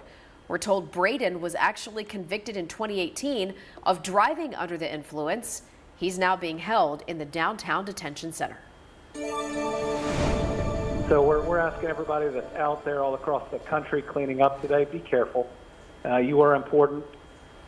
Right now, we're taking a look at some of the damage over in Kentucky as Governor Andy Beshear has confirmed 5 people were killed in Sunday night's severe weather. We also know there are still thousands of people without power in Kentucky right now and a lot of cleanup to be done. So let's take a closer look here. The storm shutting down a lot of roads, even the interstates through portions of southern Kentucky, and of course causing damage to homes and businesses. If you take a look here, we've got trees down, lines down in Trigg County. Fox 17 News talked with the Trigg County Emergency Management Director, who tells us they're doing everything they can to get things cleaned up quickly. We're trying to clean the roads, clear the roads where they can get through, make traffic passable. All right, that's David Bryant, who says it's going to take a while to recover, as we have seen here in the mid-state. We're not talking days, we're talking weeks and months, if not years in some cases. Governor Andy Beshear says that everybody just, be kind to each other, rally around the families who have lost loved ones, and do what you can to support your neighbor.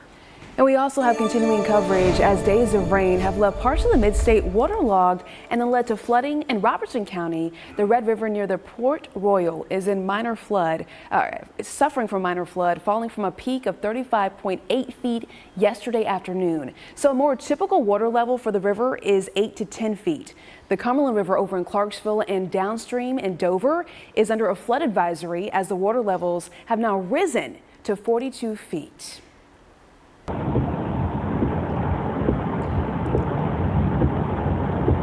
That video right there is from the Clarksville Street Department showing just how bad the rain was Sunday as the waters back up a manhole and just bubble up. The Street Department also predicting that several local roads, Dunbar Cave Road, Front Street and Idaho Springs Road, could also flood this morning. They're asking drivers to go ahead and stay up to date with local crews and stay alert and aware for their updates. Greg is going to join us to talk about the weather right now. Greg, yesterday morning we were talking about the Red River concerns at Port Royal. That's in Robertson County, in between I-24 and Highway 41.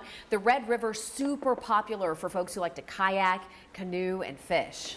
That it is, and right here you have the flood alerts that are still active, and one is for Robertson County. They extended that overnight into this morning, and it will continue all the way through 6 p.m. So we're not seeing the water levels continue to climb, but they're still in minor flood stage. They will gradually be going down throughout today and into tomorrow, and then some flood advisories in our northwestern counties. We put down quite a bit of rain. How much? Over the course of the last 7 days, and almost all of this came down on Sunday itself. We're talking 6.5 inches of rain on the Clarksville area, 8.8 inches of rain in western Robertson County. That's why we're still seeing those flood warnings here this morning. Do not go into any of our waterways that are in any of those flood zones that we have the alerts out for here this morning until everything is lifted and you're advised that it's safe to do so. Forecast, though, is calling for some drier air for right now and the 8 to 14 day outlook. So 2 weeks from now, green areas, above average precipitation. The areas in gray, average for this time of the year. So we're not expecting any really big rainmakers for the next 2 weeks. Clear traffic takes us to I-24 Waldron Road. This is going to be out there in Rutherford County.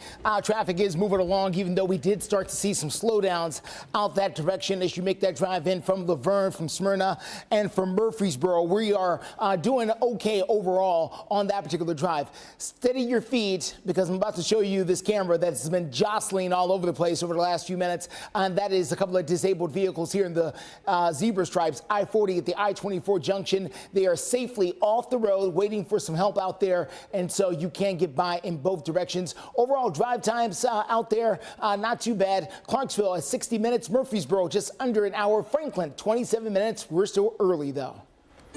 Justin, thank you. 6:05. Speaking of being out on the roads, this week and now going all the way through Labor Day, marking the deadliest days for teenage drivers, according to AAA. Right now, though, Fox 17 News' Peyton Muse is joining us live with more. Hi there, Peyton. Hi, Jen and Erica. So AAA says this is because, think about it like this. These teens, they're out from school right now. A lot of them, it's their first time hitting the roads. They want to drive around with their friends, and that's not the safest time to do it. More teens on the road with summer ahead. And AAA says that traffic crashes is the leading cause for death in teens ages 16 to 19, and new drivers are 3 times more likely to be involved in a deadly crash compared to adults. And that could be distracted driving, speeding, or not wearing a seatbelt. Now, advice for parents, AAA says lead by example for your kids. Don't be aggressive on the roads, pay attention, and practice driving with them. And AAA advises at least 50 hours, and consider signing them up for a distracted driving class and a defensive driving class. Now, in the next half hour, we're going to share some more tips on things to remember, things to consider when your teens hit the road this summer. Reporting live downtown, Peyton Muse, Fox 17 News, your code station. All right, Peyton, thank you very much. It is 6:07 right now. Still to come, the sheriff of Wilson County says their jail is dealing with a major staff shortage. They say low morale and low pay are the reasons. We'll take a closer look at how they say they need help. Also ahead, Morgan Wallen's bar missed its planned opening day over the holiday weekend. What city officials say was behind this. Fox 17 News Code Red Weather. Full 6:10 is the time, and new this morning, the Wilson County Sheriff's Department says they are in need of more correctional officers. They need 15 brand new correctional officers right now to fill their roster. Now, there's multiple reasons why a jail guard might leave. One of them is the starting pay. It's around $40,000 a year, and it can be dangerous as well, and the hours can be very long. Now, the sheriff's told this to the county commission just a few days ago about the things he's dealing with there within his department. It's hard when you're 15 down. It's people, the morale back there is, I talked to several of them today, and I feel sorry for them. And I just asked, the reason why I'm bringing it up tonight, we got every one of you in the room, okay? And we'll have these discussions. But in the end, we have to take care of our employees, and I'm going to stand up here and do that. Now, to make up for the shortage there in the jail, the sheriff can't pull deputies off of the road that are out there for patrol. But of course, that means less things like traffic enforcement, and there will be less deputies to respond to emergencies. He's asking the county commission to provide a little bit more funding so they can give deputies and jail guards a raise. An update this morning, as Morgan Wallen's downtown Nashville bar did not have its Memorial Day weekend opening as they originally planned. Now, the bar's beer permit was not approved before the holiday weekend. A representative confirmed to Fox 17 News. This news comes just after This Tennessee bar and kitchen neon sign was not approved by the Metro Council. Some members of the council even going as far as saying that he's a bad ambassador for the city. The Bureau Board representative told us that the permit approval depends on when the bar management passes their codes and the fire inspection. Coming up in your forecast, we have settled into nice weather for now, but by the end of the 7-day forecast, another stormy pattern returns to Middle Tennessee. We'll find it for you. Steer clear traffic takes us to I-24 near Waldron Road out there in Laverne. Nice start so far, but things could slow up in a big way. We'll take you there. Plus, we now know which college baseball teams will be taking the field on Friday for the NCAA college baseball tournament. The Vandy boys, they got their matchup set, and so do the Vols as the tournament approaches.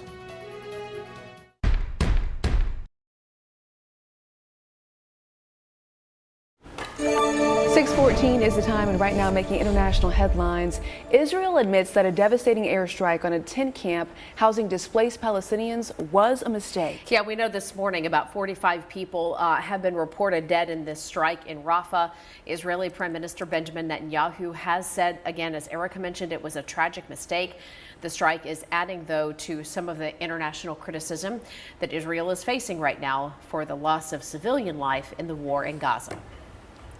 We know nowhere is safe, but they are told certain areas of Rafah you can't be in. This one is okay. And then a tent is bombed. Tents are bombed. What's so very hard to understand with Rafah, because it's gone on for such a long time in Gaza and the atrocities keep outstripping one another, is tonight and tomorrow will be worse than any day preceding them. Now, the United Nations top court has ordered Israel to immediately halt its offensive in Rafah. More than 36,000 Palestinians have reportedly been killed in the conflict in response to the October 7th attack against Israel that led to 1,200 people being killed by Hamas terrorists. Right now in more world news headlines, Taiwan's legislature passed changes just today that are seen as favoring China despite ongoing protests. Taiwan's Nationalist Party officially backs unification with China after Taiwan separated during a civil war back in 1949 and has controlled the legislature since January. Well, thousands of people gathered outside the legislature through the night to protest these changes. Take a look here. Those legal changes give the pro-China party more power to control and restrict budgets, including Taiwan's defense budget. Well, anyone keeping an eye on interest rates, cuts this summer do not look likely right now. The Federal Reserve says it's probably just not going to be on the table because they say the economy is stronger than expected and may not be cooling down as fast as the Fed would like.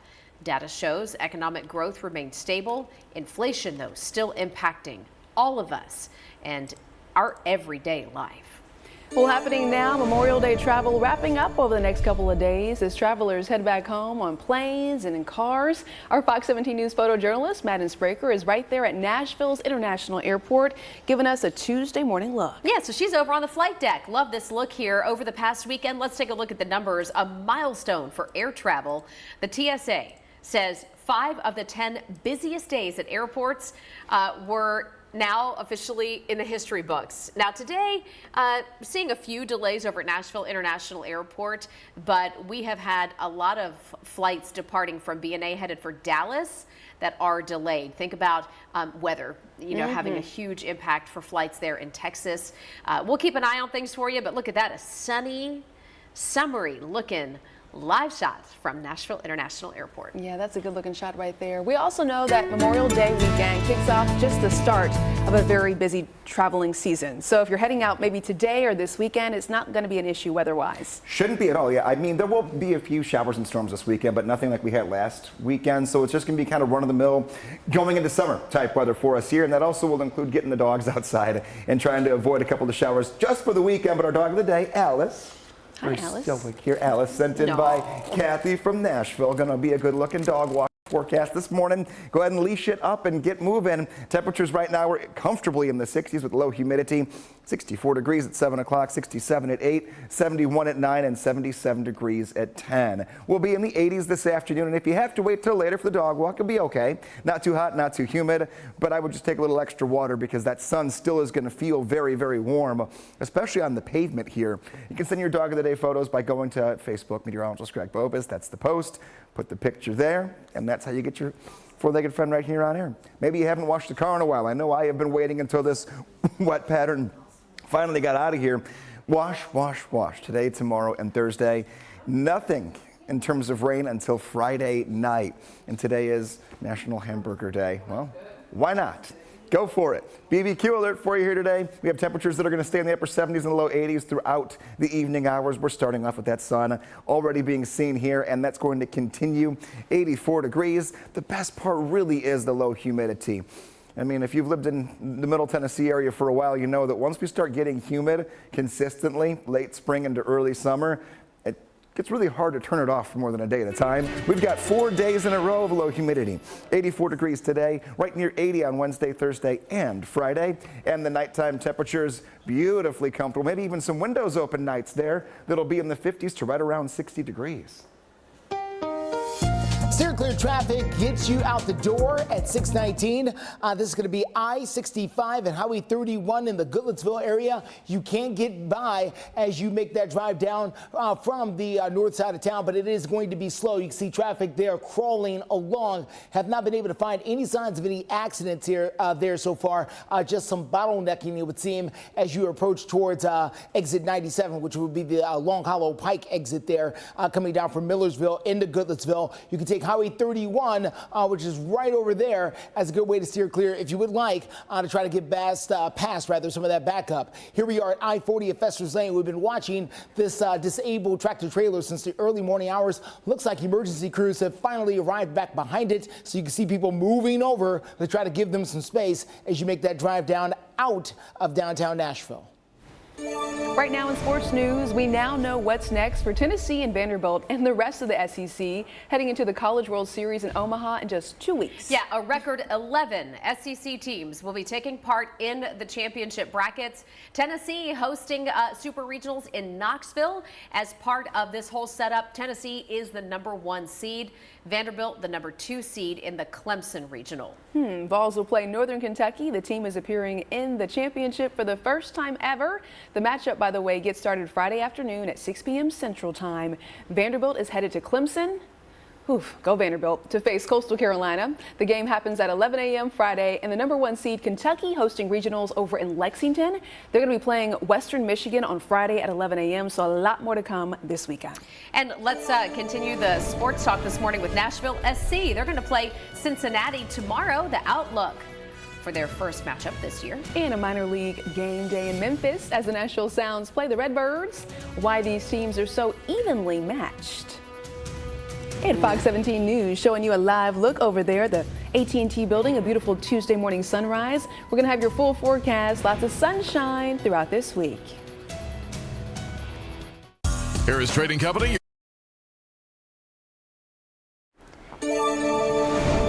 6:23 is the time. Let's get to sports news out there this morning after we take a live look here over Metro Center there. That is the Cumberland River. It's high.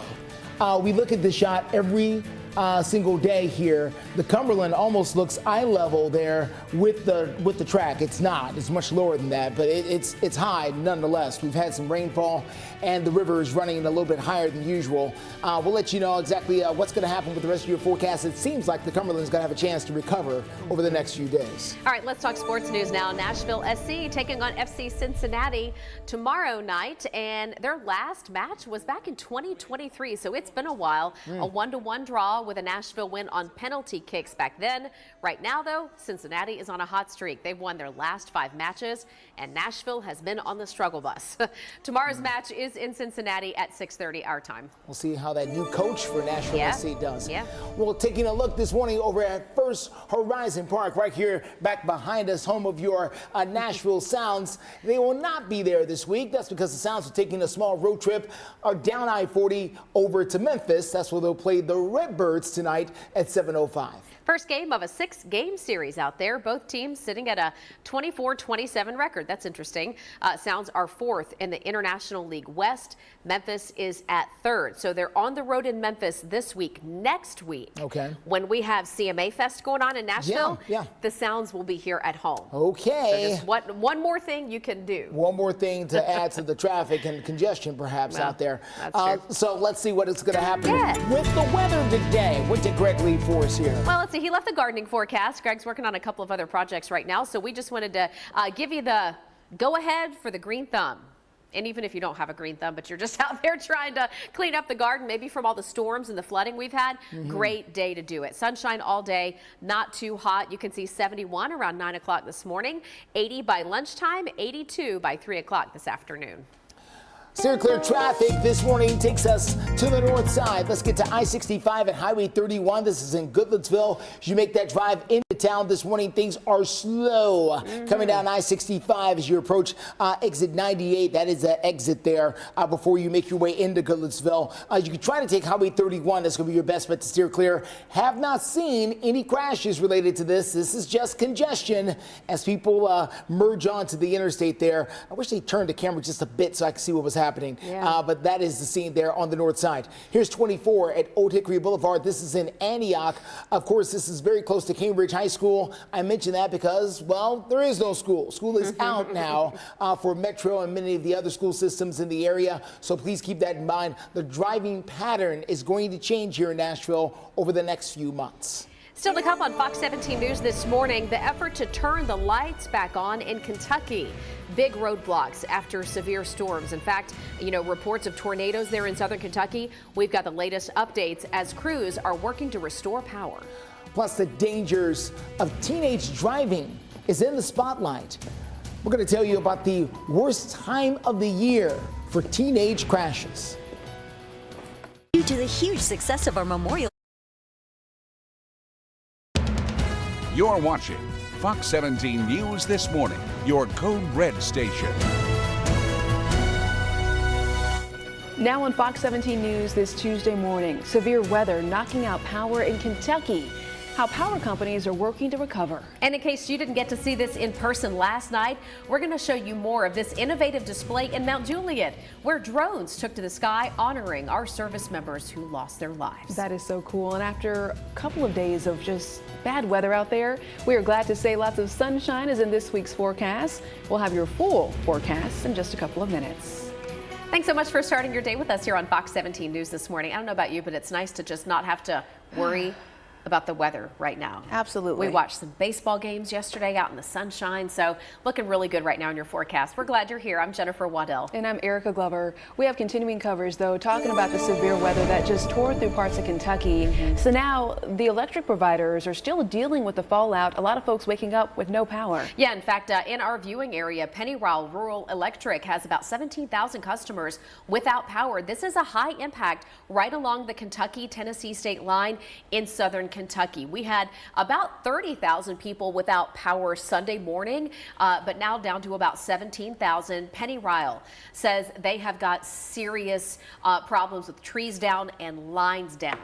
For example, Hopkinsville Fire and EMS said that Sunday, more than 20 power poles had been knocked over just on Fort Campbell Boulevard. And Warren County Sheriff's Office writing yesterday that several broken poles and lines in Bowling Green have been completely blocked.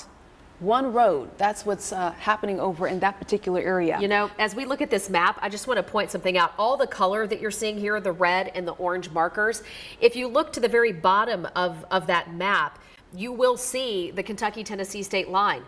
This is just north of Clarksville, which shows up on your map right there, dead center. So you can see how close this is to our Nashville mid-state area. So just saying a prayer for all those folks that they get their power back on soon. It is going to heat up, the air conditioning. All the things. You need power. Yeah, and everything else that goes along with it. So give the crews room to work. And right now, let's check on the weather. We mentioned just a moment ago, Eric and I, Greg, are happy to just be able to not have code red weather. Not have to worry about anything coming in. Yeah, it's been a long time here. I mean, May has been a very long month for us here. Almost every other week, if not multiple times during the same week, we've had code red weather, strong storms, flooding in areas. Now we're just going to call it calm to keep it, at least for the rest of this week. And June 1st is on Saturday. We may not see any more rain until we hit June 1st. Near normal high temperatures, that means low 80s for the rest of the week. Also low with the humidity.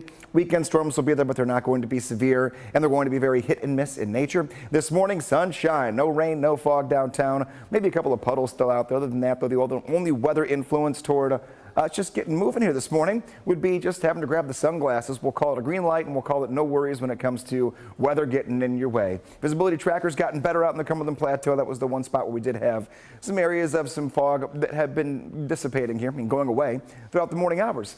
All clear for code red. Temperature right now, and they're also going to be on the right side of your screen through 6 a.m. 63 degrees, I should say, through 9 a.m. Time right now is 6:33. We'll take a look at a forecast going ahead to that weekend and that chance for rain coming up in a few. All right, let's get to your steer clear traffic out there.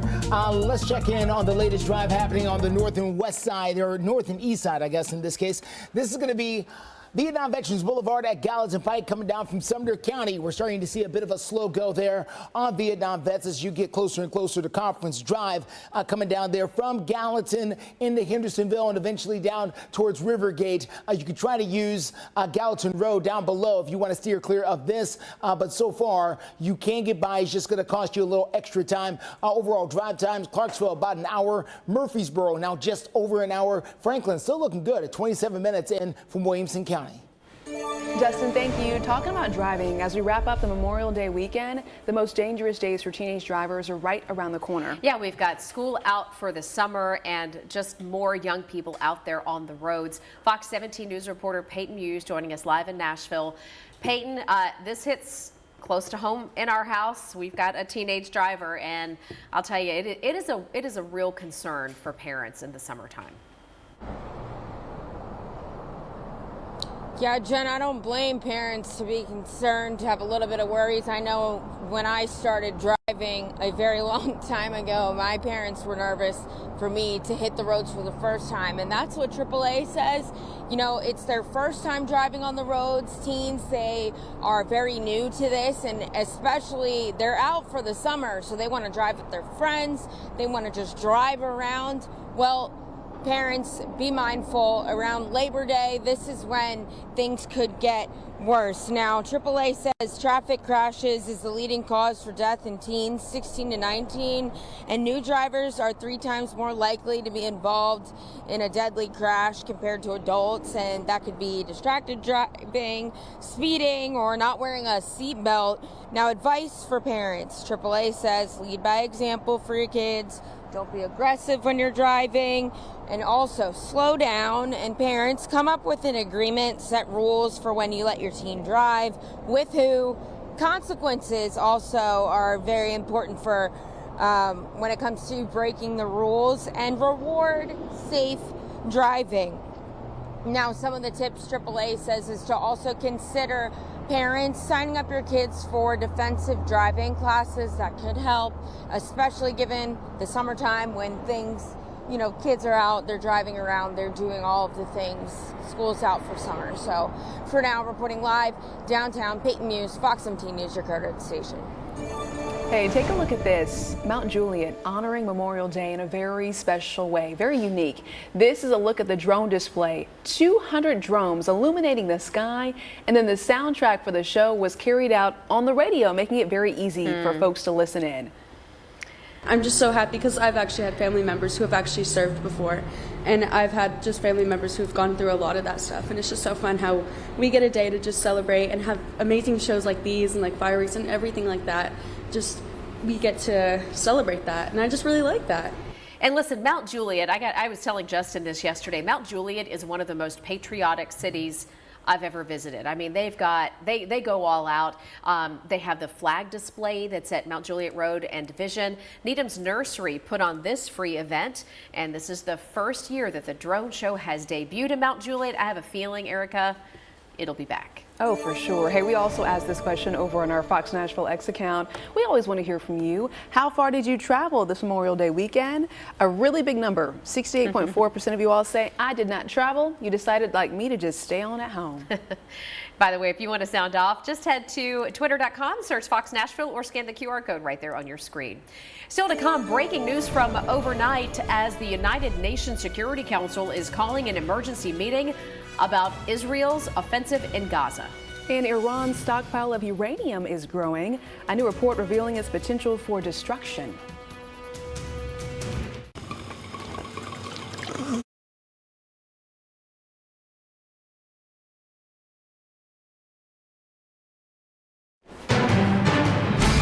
on Fox 17 News, the United Nations Security Council calling an emergency meeting following another deadly attack on a Gaza camp by an Israeli airstrike.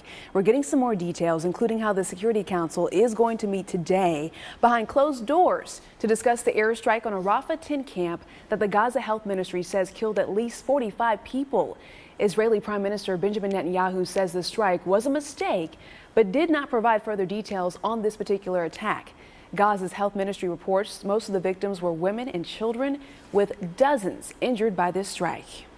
We have more international headlines here this morning in world news. Iran has now increased its uranium stockpile. Now, uranium is enriched to try to create, in many cases, nuclear weapons. It depends on the grade level of that uranium. That's according to a confidential report by the United Nations nuclear watchdog that has been seen by the Associated Press. Right. So this report shows that this is weapons grade uranium. Iran resuming enrichment after Mr. Trump, who was president at the time, had pulled America out of the nuclear deal.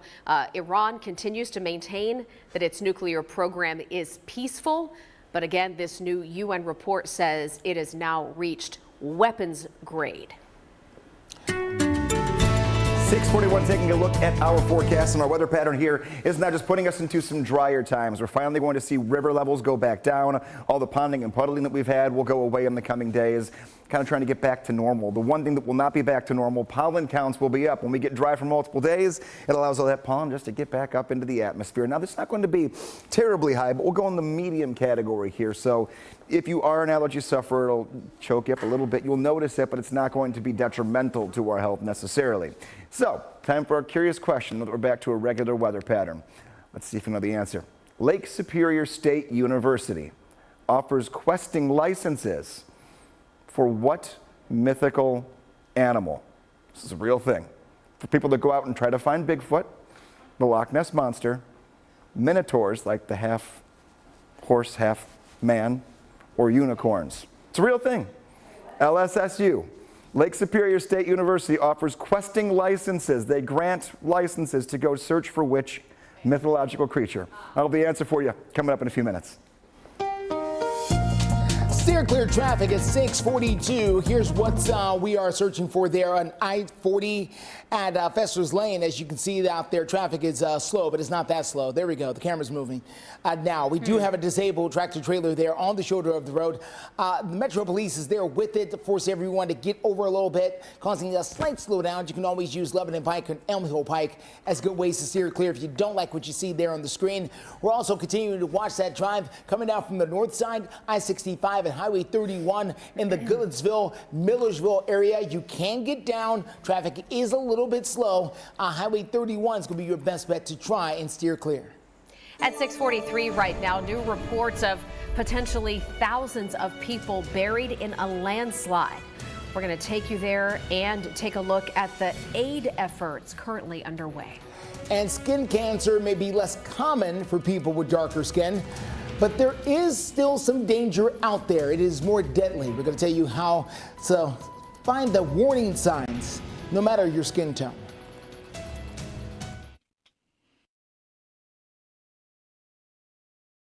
Hey there, welcome back into Fox 17 News this morning. It is 6:45 right now. As many as 2,000 people may be buried in a massive landslide that we first reported yesterday morning.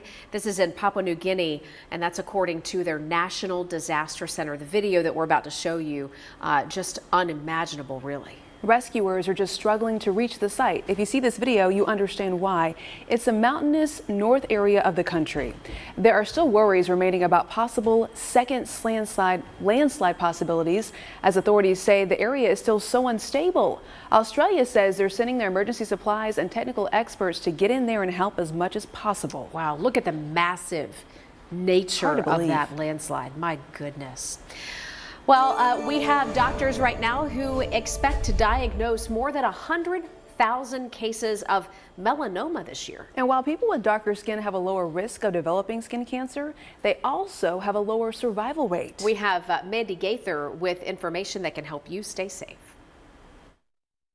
It's a skin cancer myth experts are trying to debunk. Cancer doesn't only develop on light skin. Anyone can get it, but it may be different on darker skin. When that melanoma appears, it doesn't really appear in sites that we commonly think where melanoma shows up. The American Cancer Society says that while melanomas aren't common on darker skin, when they do occur, they may be hard to spot. It can look like this on the sole of feet, or appear under a fingernail or on the palm of a hand.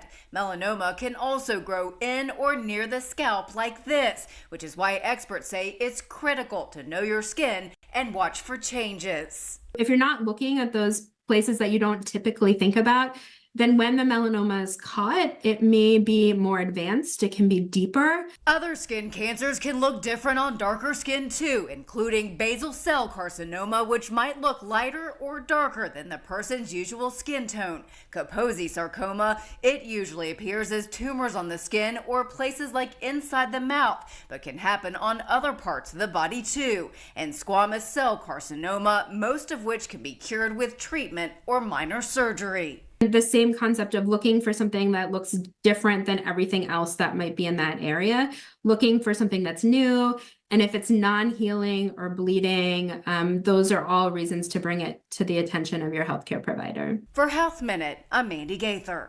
Well, making headlines this Tuesday morning, this United Airlines flight was stuck on the tarmac after the engine caught fire. Video taken from inside United Flight 2091 shows dark clouds of smoke coming from one of the wings. It stalled arrivals into Chicago's O'Hare International Airport yesterday. The plane was supposed to be heading towards Seattle. Instead, the passengers were taken off this plane and then put onto other flights. No injuries, though, were reported. Thank goodness. All right, 6:40, just about 6:49 right now. And Greg is here to tell us all about the forecast, looking at sunshine and, well, likely blue skies, at least for the short term. Do you want to go hunting? Hunting? What are we hunting for? I know it. Mythical things. Oh, it's the question of the day, isn't it? The curious question of the day. Curious question time. So here it is. Question and answer. Lake Superior State University offers questing licenses and grants them to hunt down what mythological animal? Bigfoot, the Loch Ness Monster, minotaurs, or unicorns?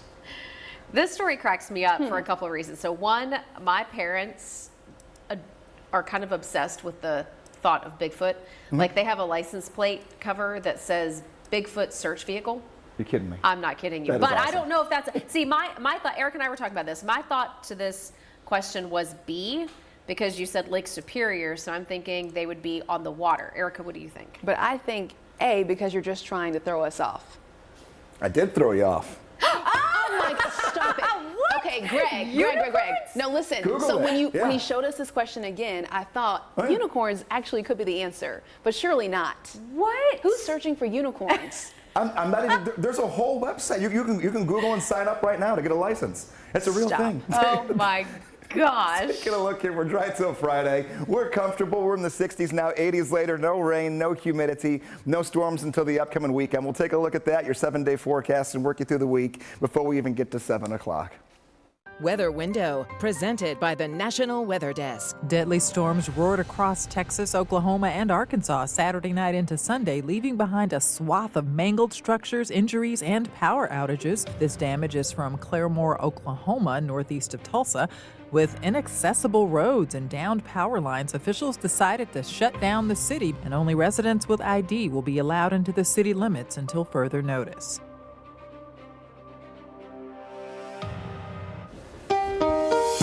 Steer clear traffic gets you out to I-24 at Briley Parkway.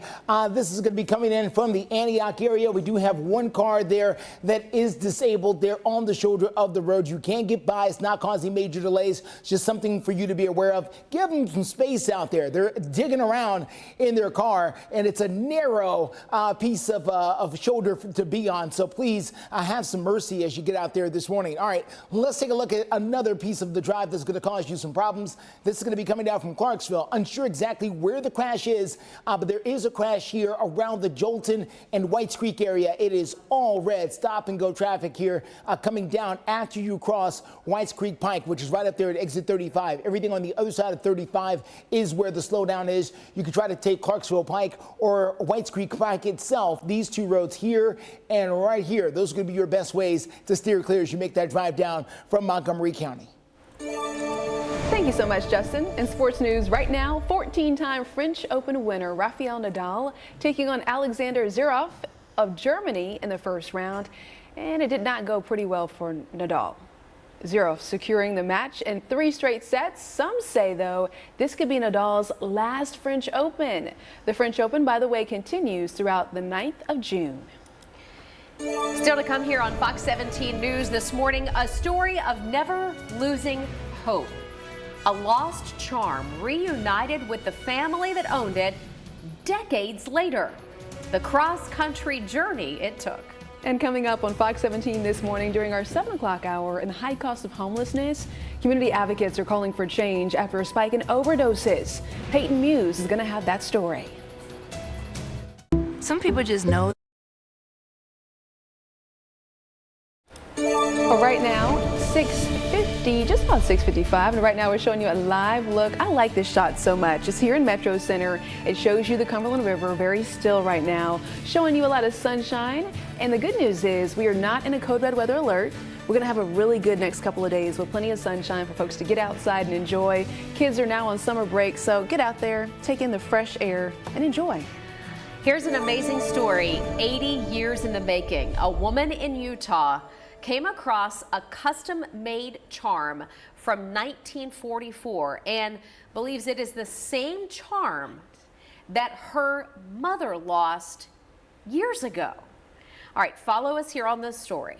While serving in New Guinea in World War II, Joan Eccles' stepfather sent home 2 custom-made charms, one for Joan and one for her mom, which was his wife. Well, Joan kept her charm through the decades, but her mom's disappeared sometime after she died in 1963. But recently, Joan saw an eBay listing. What? And was stunned to see what looked exactly like her mom's lost charm. Joan's daughters bought it off of eBay to give back to her on Mother's Day. The person who owned it, who listed it on eBay, lived in California and said they found it at a flea market. Stop. It gives me goosebumps. Yeah, those details. That's truly hard to believe. What a story. Hey, speaking of lost things, though, I was just telling Erica about a woman's story right here in the Mid-State that I just shared on my Facebook page. I would encourage you to go check it out. She's looking for her engagement ring. It's quite the story. Head to my Facebook page to read more. Hopefully she wasn't doing yard work or mowing the lawn. No, she was at a tanning place. It's wild. I ask curious questions and you ask curious thoughts. It's a wild story. Or give curious thoughts. I have to look that up. Take a look here. No when to mow. Today, tomorrow, Thursday, Friday, all are good. No rain until Friday night. Everything looking really nice until then, and unfortunately the weekend brings back our next chance for a few isolated thunderstorms. Normals near normal high temperatures. That means low 80s for the rest of this week and the weekend. Many dry hours for the weekend itself. But there will be a few isolated storms that do pop up, mainly during the afternoon hours of both days. Greg, thanks. Here's steer clear traffic right now. Justin's got a shot pulled up for us from I-65 at the I-24 junction. A little backed up here. Nothing out of the ordinary. As a matter of fact, traffic is moving okay for this spot, just a little slow. Reminder, all of our school districts are out right now, so kids are not in school. Good news, should make it easier on your commute. Now, we got a problem, and the problem has just popped up on I-24 at Old Hickory Boulevard in Jolton, and this is impacting your drive into Nashville. We're going to take you there in our next Steer Clear traffic report. I would advise, if you are coming in this morning from, say, Clarksville, Springfield, Coopertown, Jolton, not to get on I-24. We'll take a live look there in minutes. Hey, did you go to the movies this weekend? If you answered no, you are far from being alone. It's actually the worst U.S. box office returns for Memorial Day weekend in nearly 3 decades. Interesting. According to ComScore, ticket sales for the weekend going through yesterday estimated at just $128 million, and that is well below last year. Sales were about $205 million. Blockbusters like Barbie and Oppenheimer, though, really, jazzed things up the last go around. Furiosa, a Mad Max saga, brought in about $32 million, but overall a bust on the Memorial Day weekend. Now to a miraculous story of survival in Idaho. An elderly man was rescued after he endured 5 days in the wilderness, surviving only on creek water and snow. 73-year-old Thomas Gray was on a solo rafting trip when his raft flipped over. With an injured leg, he was able to swim to shore, but soon realized all of his equipment was gone. Wow. Gray said he hiked up a mountain and found shelter in an outhouse for a couple of nights, but with no food or supplies to start a fire. He said he searched for help during the day, but first responders eventually found him after he collapsed in the snow on the side of the road. Golly. Yeah, they estimated that Gray had hiked about 23 miles. They took him to the county sheriff's office where he was reunited with his wife, thank goodness. Wow. Crews say they strongly discourage rafters from going on excursions by themselves. Or, not just rafting, right? But if you're thinking hiking or mountain biking, it's always a good idea to take a buddy or... his wife was just worried sick. Yeah. So thank goodness he is doing just fine. Hey, stay with us, though. Our 7 o'clock hour is getting started right now. You're watching Fox 17 News This Morning, your Code Red station.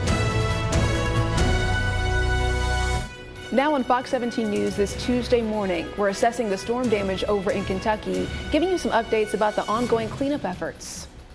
And thankfully calmer weather for all those cleanup efforts. We're going to stay dry for now, but I do have some storms to talk about coming up in your forecast.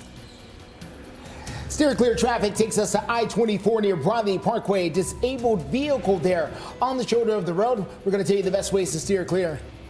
Thank you so much for waking up with us here on a Tuesday morning for Fox 17 News. I'm Erica Glover. And I'm Jennifer Waddell. We are always your only live local news source through 9 a.m. And as such, we will keep you updated on the most important local headlines throughout the rest of the morning. We go to Southern Kentucky, where the severe weather over the weekend still has people cleaning up right now. Governor Andy Beshear confirming 5 people have now died as a result of the tornadoes that came through Sunday. We also know that at least 17,000 people were without power at one point. At this hour, though, a lot of cleanup is set to take place. Several trees and down power lines over in Tree County, Kentucky, showing you some video right here. We know the roads and interstates were just shut down in certain areas. Just a big mess out there in that part of the country. And back here in Middle Tennessee, Fox 17 News speaking with a woman in Springfield whose home got smashed by a huge tree that fell over Sunday morning. This is on Burr Road in Springfield in Robertson County. Anna Wigginton told us that survey crews still have to come out to finish their work and assess the damage to her home before they can start to get this tree cut up and off of her house. This is where I was Sunday morning. That tree is massive. I can't even begin to tell you. There are some folks who said it's at least 100 years old, and you can see just the size of it with these men standing next to it with their chainsaws. So again, cleanup still happening in many parts of the mid-state. The good news is we are no longer in a code red weather alert. Let's check in now with our meteorologist, Greg Bovis. That we are not. We are in the all clear. What is new this morning? A continued drying out period. Boy, do we need it right now. We have put way too much rain in the bucket to the point where it overflowed in some spots. We're going to stay dry until Friday into Saturday.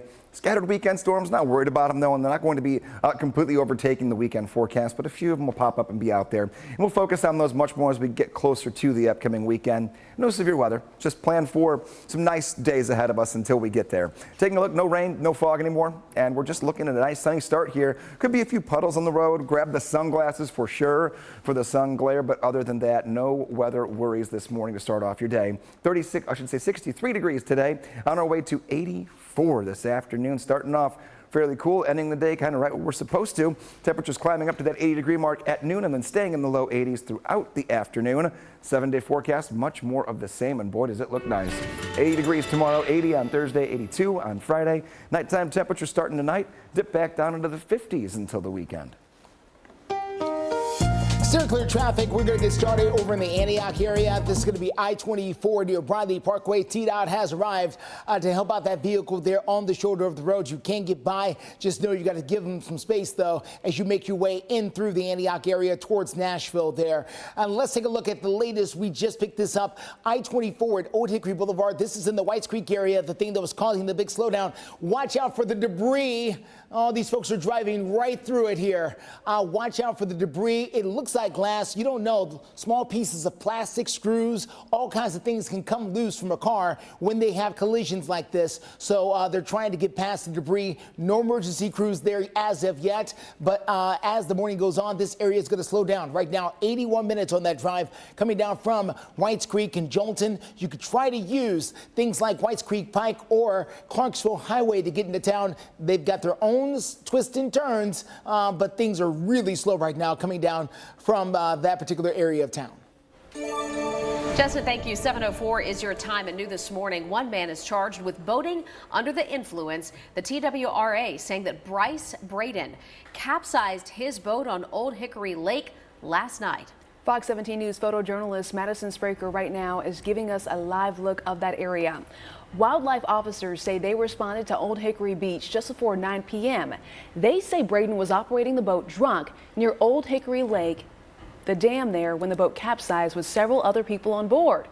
We're told that Braden was convicted back in 2018 of driving under the influence. He is currently being held in the downtown detention center. Right now, in the high cost of homelessness, community advocates are calling for change after a spike in overdoses. Fox 17 News' Peyton Muse joining us live downtown. This is where Metro Police, they passed out Narcan kits to a bunch of homeless people. Peyton, what else can you share about this?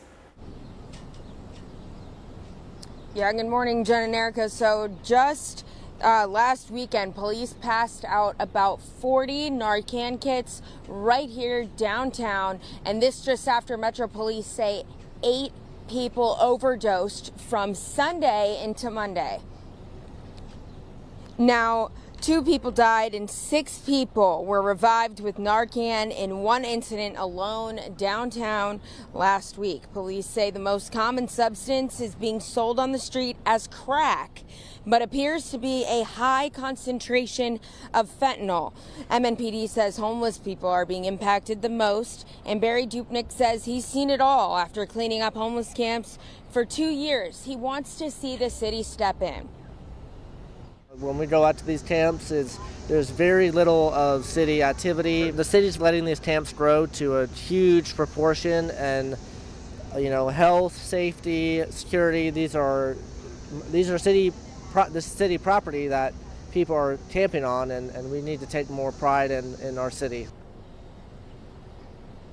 Now, advocates are calling on the city to close these homeless camps. So we asked the Office of Homeless Services the status for camp closure, and they sent us a statement that says, in part, we do not discuss when a camp is identified prior to notifying the people in the camp. The prioritization team discusses and identifies camps for closure based on the vulnerability of the people, location, and environment. And if you all do recall, now Hermitage Homeless Encampment was the last to shut down in January, and we will continue to push for answers from the Office of Homeless Services on when Phase 3 will undergo some homeless encampment closures. For now, live downtown, Peyton Muse, Fox 17 News, your Red Station. Peyton, thank you. The Wilson County Sheriff says their jail is short-staffed. Justin McFarland explains what the sheriff and county leaders want to do about that. And Fox 17 News showing you a live look of the traffic incident that we're tracking right now. This is I-24 at Old Hickory Boulevard, Whites Creek. We're going to have some more updates after the break. Stay with us. Make this a summer to share.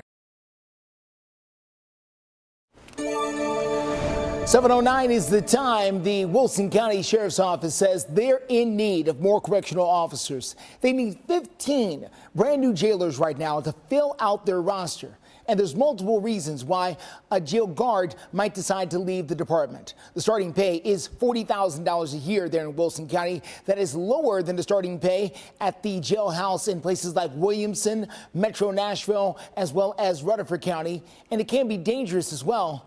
The Wilson County Commission talked about some of those problems. A 20-year employee only makes $55,000 a year as a patrol deputy. and that is extremely low for law enforcement. It really is. And I know that there's hard decisions to be made because you have to pay for it somehow. So we either have to make cuts or find revenue. Now you could say, well, go somewhere else. You agreed to take the job, go somewhere else. That's what they're going to do. They can go city sanitation and make more money. They can go to a different division in the county, the road commission, and make more money.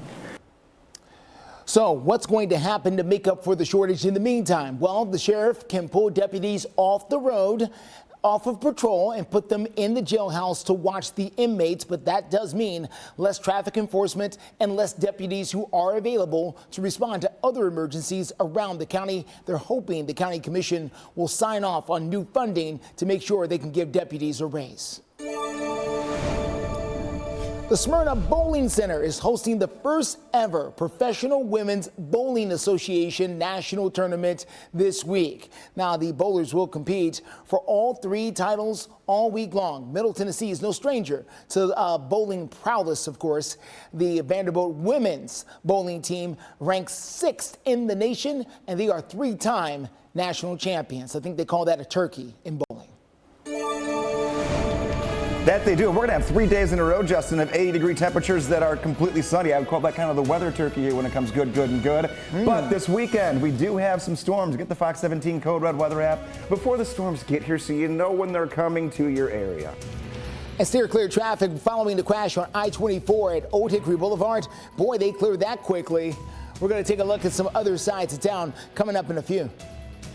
Also coming up, an update in the search for the missing autistic teen Sebastian Rogers out of Sumner County. Been missing now for 3 months. This is... We do have an update this Tuesday morning. A teenager with autism has now been missing from Sumner County for 3 months. The Sumner County Sheriff's Office and TBI say there are no viable leads when it comes to the search for Sebastian Rogers. Now, earlier in the month, the private investigator for Sebastian Rogers posted on X that she was asked to go ahead and step down and that she and Sebastian's father chose, quote, different paths, but their goals stay the same. 7:14 is the time right now. I was just talking to one of our Fox 17 News viewers yesterday. Good morning to Timmer, who I met at the Sam's Club yesterday in Hendersonville. He lives right down the road from where they've been searching for Sebastian, and he just said, you know, it's been so sad to see this whole thing unfold. But good morning to Timmer. Greg, Timmer. We Erica, appreciate you watching, Justin. yeah. Timmer says he just loves waking up with us. He says he appreciates the smiles. Hopefully I've got some good news for you to make you smile back at home, too, because right there on your screen says it all. I can just leave this up for the weather for the rest of the week and just take a vacation. That's it. We are dry all the way until Saturday. There's nothing going on. Taking a look here. 3 things to know. Near normal temperatures, too. So not only are we dry, we're talking about temperatures that will be right near that 80 to 83 degree mark all week long. Perfect. Low humidity. Perfect. No storms until the weekend. We can dry out and watch water levels go down. That is perfect. Eric always talks about how she likes her 5-star days, her 5-star weekends. We've got 4 or 5 5-star days in a row. We would need to have 15 bullet points to work out how many good things we've got coming our way. And boy, do we need them compared to what we had over the weekend. The only thing that would not be on my list of perfection here for this week is the pollen count. That's going to be up for us here. Unfortunately, it is rising when you have a dry pattern of weather like we're going to have here the next couple of days. Those pollen counts tend to go back up, especially when we're still here early in the season. It's still spring, and everything's starting to bloom here kind of in different stages throughout the summer. Taking a look, 84 today, 80 tomorrow, 80 on Thursday, 82 on Friday. Let's just keep it going. We'll keep low 80s into the weekend. That's when the first little road bump in the forecast happens. Isolated storms starting Friday night into Saturday and Sunday. Even the nighttime temperatures, crisp but not too cold, will be in the 50s to wake up to the next couple of days. Let's get to your steer clear traffic out there. We're going to get started at Vietnam Vets at Gallatin Pike there on the north side. As you make that drive down from Sumner County, you can see traffic crawling along there. This is just normal congestion. We don't have any crashes reported up there in Sumner County right now. Down Vietnam Vets, it's looking rather nice and smooth for that drive, which is great to see for this time of the day as we return to rush hour here. 24 Waldron Road coming down through Rutherford County this morning. Please keep in combined traffic is going to be running a bit different than we've seen over previous weeks because school is out. So we'll have a bit of a pop around 7 o'clock, then things will start to ease out a little bit sooner than usual. No big problems out there. You just need your sunglasses on a day like today. 7:17 right now. Justin, thanks. We have continuing coverage now. A desperate family more than doubles the reward to find whoever killed their daughter, a Fort Campbell soldier. Police discovering the body of the 23-year-old private first class last Saturday in her Clarksville apartment. Fox 17 News' investigative reporter Kelly Avellino has the story. She made you feel important. Whether you were a friend or her little sister. So she was a very genuine and kind person. Katia Aguilar's sister says the 23-year-old decorated Army soldier was a determined daughter and a dedicated mother. She was always happy. That's why I don't understand what happened. Police calling the Mesquite mom's sudden death a homicide. Katia was stationed at Fort Campbell, Kentucky in the Army's 101st Airborne Division. Last Saturday, officers found her dead in a Clarksville apartment complex near the base. Katia's 4-year-old son is safe now with his father. I just ask God to give me strength. I feel so weak and the worst is coming. I haven't seen my daughter, and to think I'll see her for one last time. Sometimes I feel like I don't want to live. Carmen Aguilar says after nearly 6 years of military service, her daughter planned to come home to Mesquite. But then for a month, she stopped calling and abruptly changed her mind, aiming to re-enlist. The thing I can't stop thinking is what was happening. She says she has no idea who would hurt her daughter or why. Clarksville police and the Army investigating what happened. She sometimes told me about circumstances within the base, but she wouldn't tell me much. They say the death of Katia is a reminder of Vanessa Guillen, a Hispanic Army soldier murdered in the Fort Hood Army base in Texas by another soldier. I feel like we're heartbroken because we never expected it to be us. What this family has always feared came true. I wish, she would have been more open to me. Maybe I would have figured something out because to me she was always strong. Now they're trying to keep each other strong, to give Katia a voice and justice. That was Kelly Avellino with our investigation there. A spokesperson for Fort Campbell says the post is fully cooperating with this investigation that is being led by Clarksville Police. Anyone who has some more information, though, is asked to call the number at the bottom of your screen. It's 931-648-0656. The extension, though, is 5720. That is going to get you directly to the detective that is handling this ongoing investigation. Nashville SC taking on Cincinnati tomorrow. We have the outlook for these two teams' first matchup this year. And we are no longer in a code red weather alert. It is fantastic to be able to tell you that. We're going to have your full forecast, though, talking about this weekend, chances for showers, and of course your steer clear traffic updates. Michelle Boutel. This morning, Fox 17 News sharing some breaking news updates. The White House is set to announce steps to modernize America's electrical grid. And we've talked about this in the past. But this new initiative between the federal government and 21 states aims to make faster fixes and improvements to the electric grid. There's also a commitment to building a bigger and more modern grid as part of an effort to reduce power outages and increase electrical transmission capacity. This news comes after thousands of customers in the Midwest and eastern U.S. were left without power after destructive severe weather over the Memorial Day weekend. Yeah, I mean, you think about it, you've got this huge push for electric vehicles, and then what happens when the grids go down? And you can't support the charging of all that. So interesting, Erica. Thank you so much. Let's go to sports. Nashville SC will be taking on FC Cincinnati tomorrow night. Now, their last match was back in 2023, so it's been a little while. It ended with a 1-1 draw as they ended that game on penalty kicks. Well, right now, Cincinnati's on a bit of a hot streak. They've won their last 5 matches.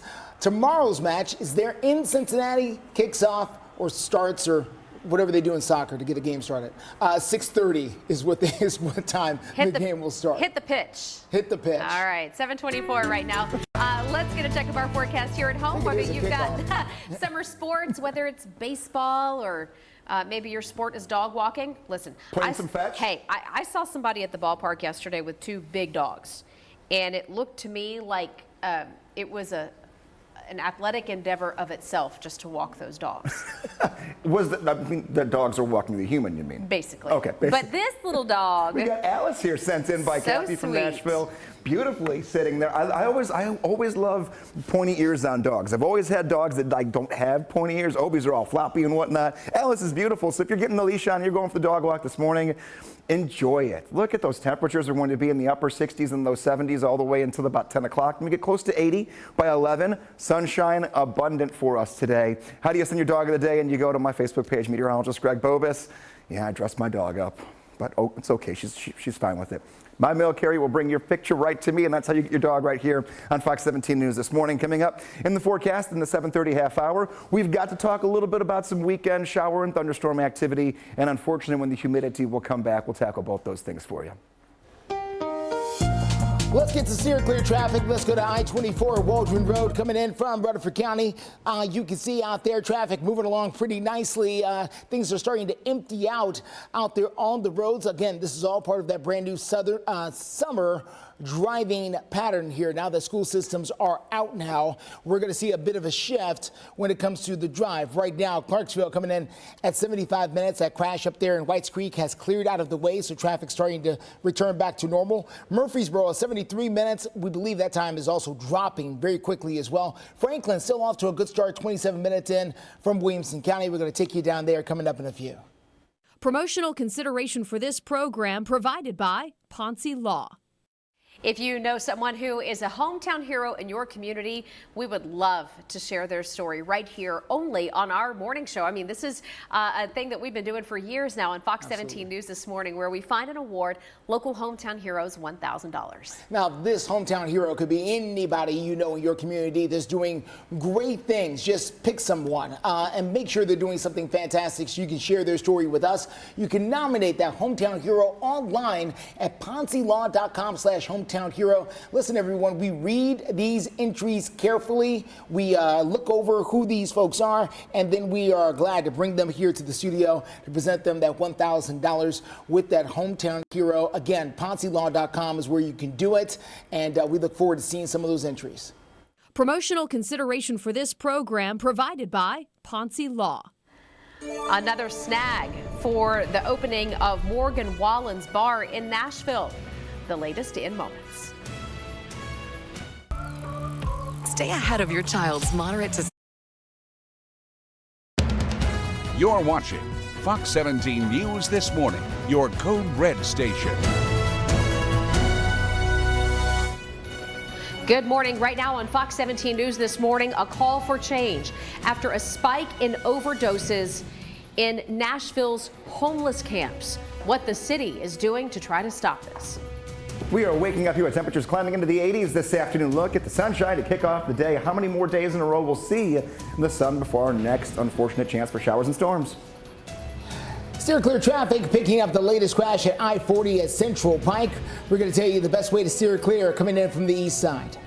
Plenty to get to, but first we do want to say thank you for joining us here on a Tuesday morning. For Fox 17 News, I'm Erica Glover. And I'm Jennifer Waddell. Let's get straight to our top story this half hour, 7:30 right now, and a morning update. We first told you yesterday morning that Morgan Wallen's Nashville Bar did not open over the Memorial Day holiday. That was the original plan. Here we've now learned more as to why that did not happen. The bar's beer permit was not approved before the holiday weekend, representative confirming to Fox 17 News. This comes days after his location, which is called This Bar and Kitchen, and their neon sign did not get approved by Metro Nashville Council. Metro Council members claiming that Morgan Wallen is a bad ambassador for the city. It's very clear that personal feelings are now involved in the politics of all this. The beer board representative told us that the permit approval depends on when bar management can pass their codes and fire inspection. A lot going on here, all right? And we'll keep an eye on it as it develops. A lot more to come. Yeah. Right now, in the high cost of homelessness, a community advocate is calling for changes after a spike in overdose deaths. We have Fox 17 News reporter Peyton Muse joining us live downtown, where Metro Police passed out Narcan kits to a lot of homeless people there. Peyton, get us up to speed. Yeah, Jen and Erica, that's right. So just last weekend, police passed out about 40 Narcan kits right here downtown, the heart of Nashville. And this is after police say 8 people overdosed from Sunday into Monday. Now 2 people died and 6 people were revived with Narcan in one incident alone downtown last week. Police say the most common substance being sold on the street is crack, but it appears to be a high concentration of fentanyl. MNPD says homeless people are being impacted the most, and Barry Dupnick says he's seen it all after cleaning up the homeless camps for 2 years, and he wants to see city leaders step in. Deaths, overdoses, it's just constant, and why is this not being prioritized as an issue? Volunteers, tourists don't want to see this. Why is this such a prevalent and that's not being taken care of? Now, advocates are calling on the city to close the homeless camp, so we asked the Office of Homeless Services the status for the camp's closures downtown, and they said in a statement, in part, we do not discuss when a camp is identified prior to notifying the people inside of the camp. And for the full statement, you can head over to our website at fox17.com. Reporting live downtown, Peyton Muse, Fox 17 News, your Code Red station. Peyton, thank you. Greg, you can see in her live shot there, the sun is beaming. That it is, yeah. She had the ball cap on earlier, that, sunglasses, some way to kind of deflect it might be helpful for you, especially driving around this morning. Taking a look, we're dry, we're sunny all the way till Friday. Comfortable temperatures that are going to be in the 60s each morning. Honestly, it might even dip into the 50s a few mornings here on Thursday night and Friday night especially. And then weekend storm chances come right back in. They bring back the humidity, and then we go through it again. Not severe weather, but multiple days worth of showers and thunderstorms that will track back in starting Friday night. That's when our storms return. Until then, we have nothing to worry about. We can leave umbrellas at home. We can not have to worry about checking the phone to make sure if there's showers coming in, rain moving out. We're all clear for Code Red. And what to wear today? Anything summer that you think you'd be comfortable in. We're not trying to beat the heat. It's not too cool outside. We're in a really good spot here. So summer clothing, and you should be fine. Out the door this morning here on May 28th. This Tuesday morning gives us temperatures that are in the 60s for now. We'll be at 71 by 9 a.m. and 77 at 10 o'clock.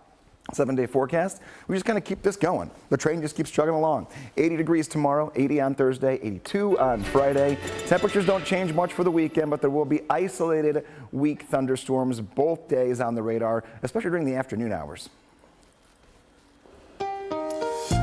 Steer clear traffic. Let's get you out and about there to I-40 at Central Pike. This is over in Hermitage. They just stopped traffic a few seconds ago to move an accident from one side of the road to the other. And so now they have done that, and traffic is reopened yet again out there on the road. So if you're coming in from Hermitage this morning, Mount Juliet, anywhere out that direction, you're doing okay as more and more people start to make that drive in there from that area of town. You can always use Lebanon Pike if you don't like what you see. Here is I-24 at Old Hickory Boulevard. This is in Antioch, looking pretty good on that drive. Also just picked up something new. Here it is, I-65 at Trinity Lane. There on the north side. There is a disabled vehicle here on the shoulder. No help there yet, but things are slowing down right beside it there. Ellington Parkway, a good way to steer clear of any backups you see here. Well, swimming season is here, and it's a great reminder about safety. According to the CDC, drowning is a leading cause of death among children ages 1 to 4. But there are ways to go ahead and significantly reduce the risk for your family.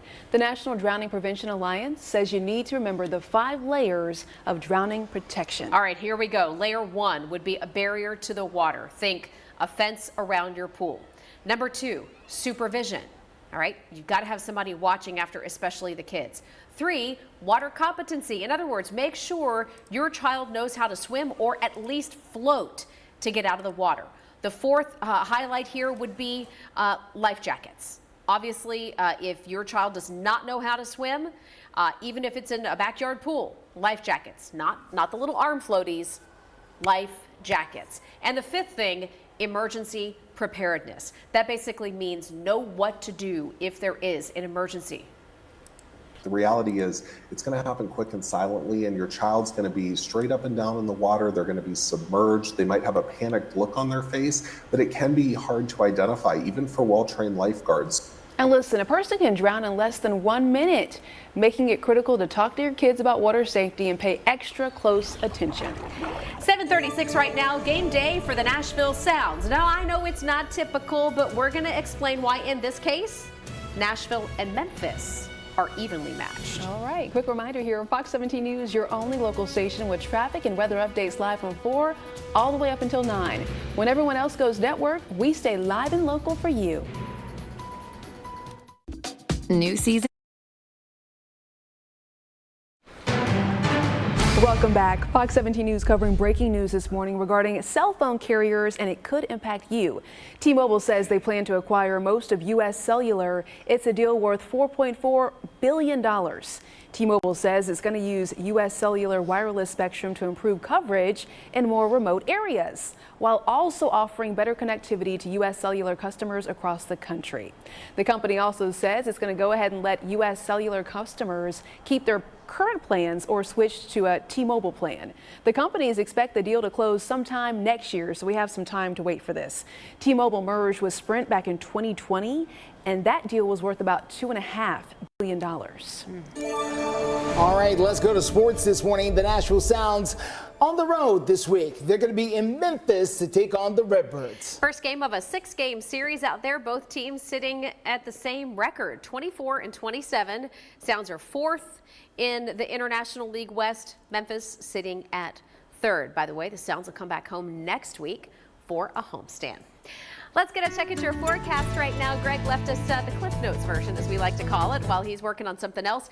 Grilling with Greg. If you want to grill later today, I mean, don't go crash Greg's place or anything like that. But if you do want to grill, it's looking good for that. 81 degrees at 5 o'clock tonight, and then dropping off to 79 and then 78 if you're going to eat a little later, or maybe around 7 tonight. Looking good to get outside. Yeah, don't take the grilling with Greg as an open invite. It's not literal, right? It's not an open invite to Greg's house. And I don't think that's Greg's backyard either. Let's take a look. It's nice, though. Steer clear traffic at I-40 at Central Pike. This is over in the Hermitage area. That's where we're dealing with the leftovers of a crash there on the shoulder. I-40 coming in from Hermitage as you get towards the Donaldson area. Eventually, you'll get to Nashville International Airport, but it's right there next to Percy Priest Dam. We do have a crash that's on the shoulder, and if things are backing up back behind it, you can use Lebanon Pike at this point. That's going to be your best bet to try and steer clear of some of that backup as you make that drive in. Also, still dealing with slow traffic on I-40 at Thesler's Lane. The traffic going inbound is slow because of congestion. If you're headed outbound, watch out for that disabled tractor trailer still there on the side of the road. It's been there for hours now. Crews are back behind it, waiting on a tow truck apparently to get that out of the way. And on the north side, still waiting on help on a disabled vehicle at 65 Trinity Lane. Things typically slow this time of the day. AAA is warning parents and teenagers that this is the start of the 100 deadliest days. What you'll want to know before your teenager hits the road. And a different type of driving this summer. We're also talking about driving perhaps to the airport to fly. What you need to know if you're going to BNA anytime this summer. The Fox 7.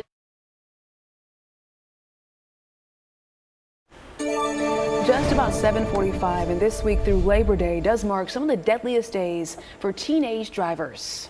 You know, you think about it, school's out, kids want to be doing all the things, but according to AAA, that can spell danger. Traffic crashes, the leading cause of death in teenagers ages 16 to 19, and new drivers are 3 times more likely to be involved in a deadly crash compared to adults.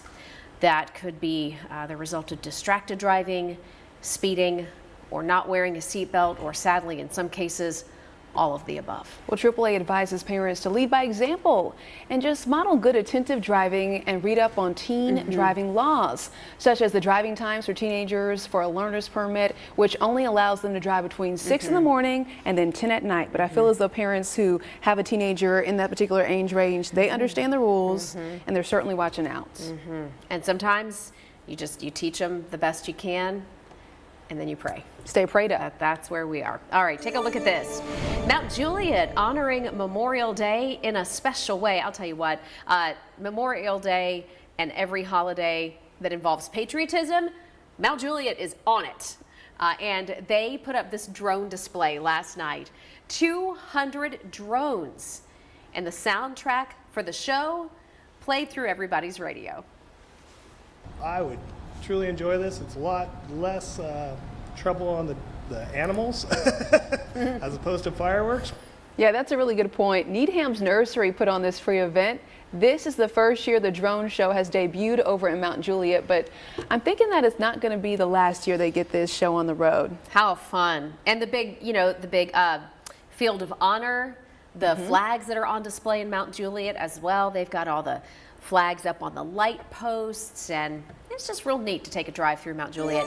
We were curious how you spent your Memorial Day in honor of our men and women who paid the ultimate price for our country. Did you travel?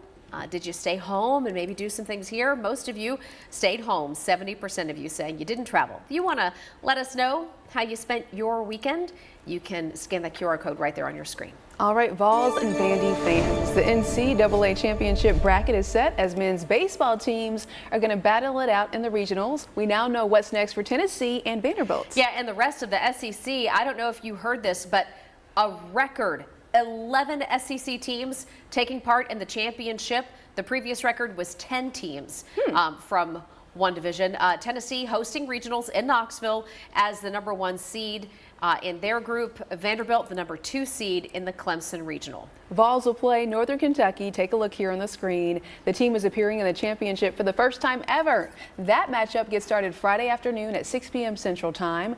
Vanderbilt, though, headed to Clemson to face Coastal Carolina. That game happens at 11 a.m. Friday. #1 seed Kentucky hosting regionals in Lexington, playing Western Michigan Friday at 11 a.m. Of course, we'll have all the highlights to come. This morning, we know that at least 22 people have lost their lives in the powerful storms that have swept through our country over the Memorial Day weekend. According to the Associated Press, storms caused deaths in Texas, Oklahoma, Arkansas, and Kentucky. Now, we learned this morning in Kentucky, 5 people died. This video coming to us from our station in Oklahoma, where they certainly felt the impacts. Yeah, there were about 194,000 customers without power across the country as of 2 o'clock this Tuesday morning. So a lot of folks are waking up trying to clear out debris and hoping that their power is going to be restored as quickly as possible. The good news is back here in Middle Tennessee, we're going to check in with our code red meteorologist. We are not in a code red weather alert. We have lots of sunshine. Yeah, nearly a perfect day here, and this is the first of several in a row. Yesterday was that day of getting away from the rain, getting rid of the humidity, dialing things back and touching those categories, and now up and out the door to a pretty easy scenario here. Taking a look, though, at the airport, I have been watching this, and the flight delays have been going up a little bit over the last hour. Expected, though, with a lot of traffic here in the airways, given that we're just wrapping up this Memorial Day weekend. What does it look like at the airport here in Nashville? 71 degrees at 9 a.m., 80 at noon, and 82 at 3 p.m. So our weather back home is not going to be what is adding to the causes for concern for delays. We've got 34 delays right now and 4 cancellations so far this morning. We'll keep our eyes on it here throughout 9 o'clock. Just know that if you have flights anytime today, our weather's not the problem. Look at where your plane's coming from and look where you're heading to. That could end up being the issue for you. Or maybe you're just staying at home. You want to get outside and not get poured on. Good day for it. Taking a look at the backyard forecast. 80 degrees at noon, 82 at 3 p.m. Now here's how it's going to work. We're low on humidity, but we're higher on pollen.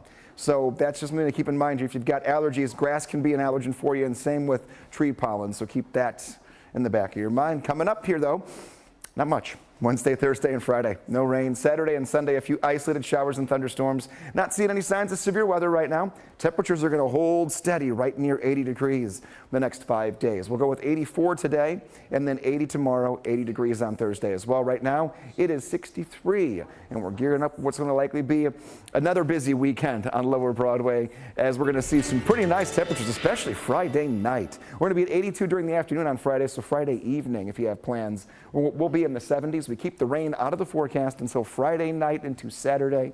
And then those isolated storms will pop up here periodically. Again, not raining all day by any means, either one of them Saturday or Sunday. One more little note before I let you go here, just for at least the moment be. Take a look at the blue boxes here. Temperature's going to be a little cooler at night. We're dipping down into the 50s for a few days. Clear traffic. We've just picked up something new at I-24 at Ellington Parkway in the heart of downtown Nashville. We are dealing with the disabled tractor trailer there in downtown. It is not blocking lanes. It is, well, it's sort of blocking lanes because you've got a TDOT truck here pointing people over. So there is one lane there that is blocked on the outside. So things are slow as you merge on to I-24 from Ellington here in downtown.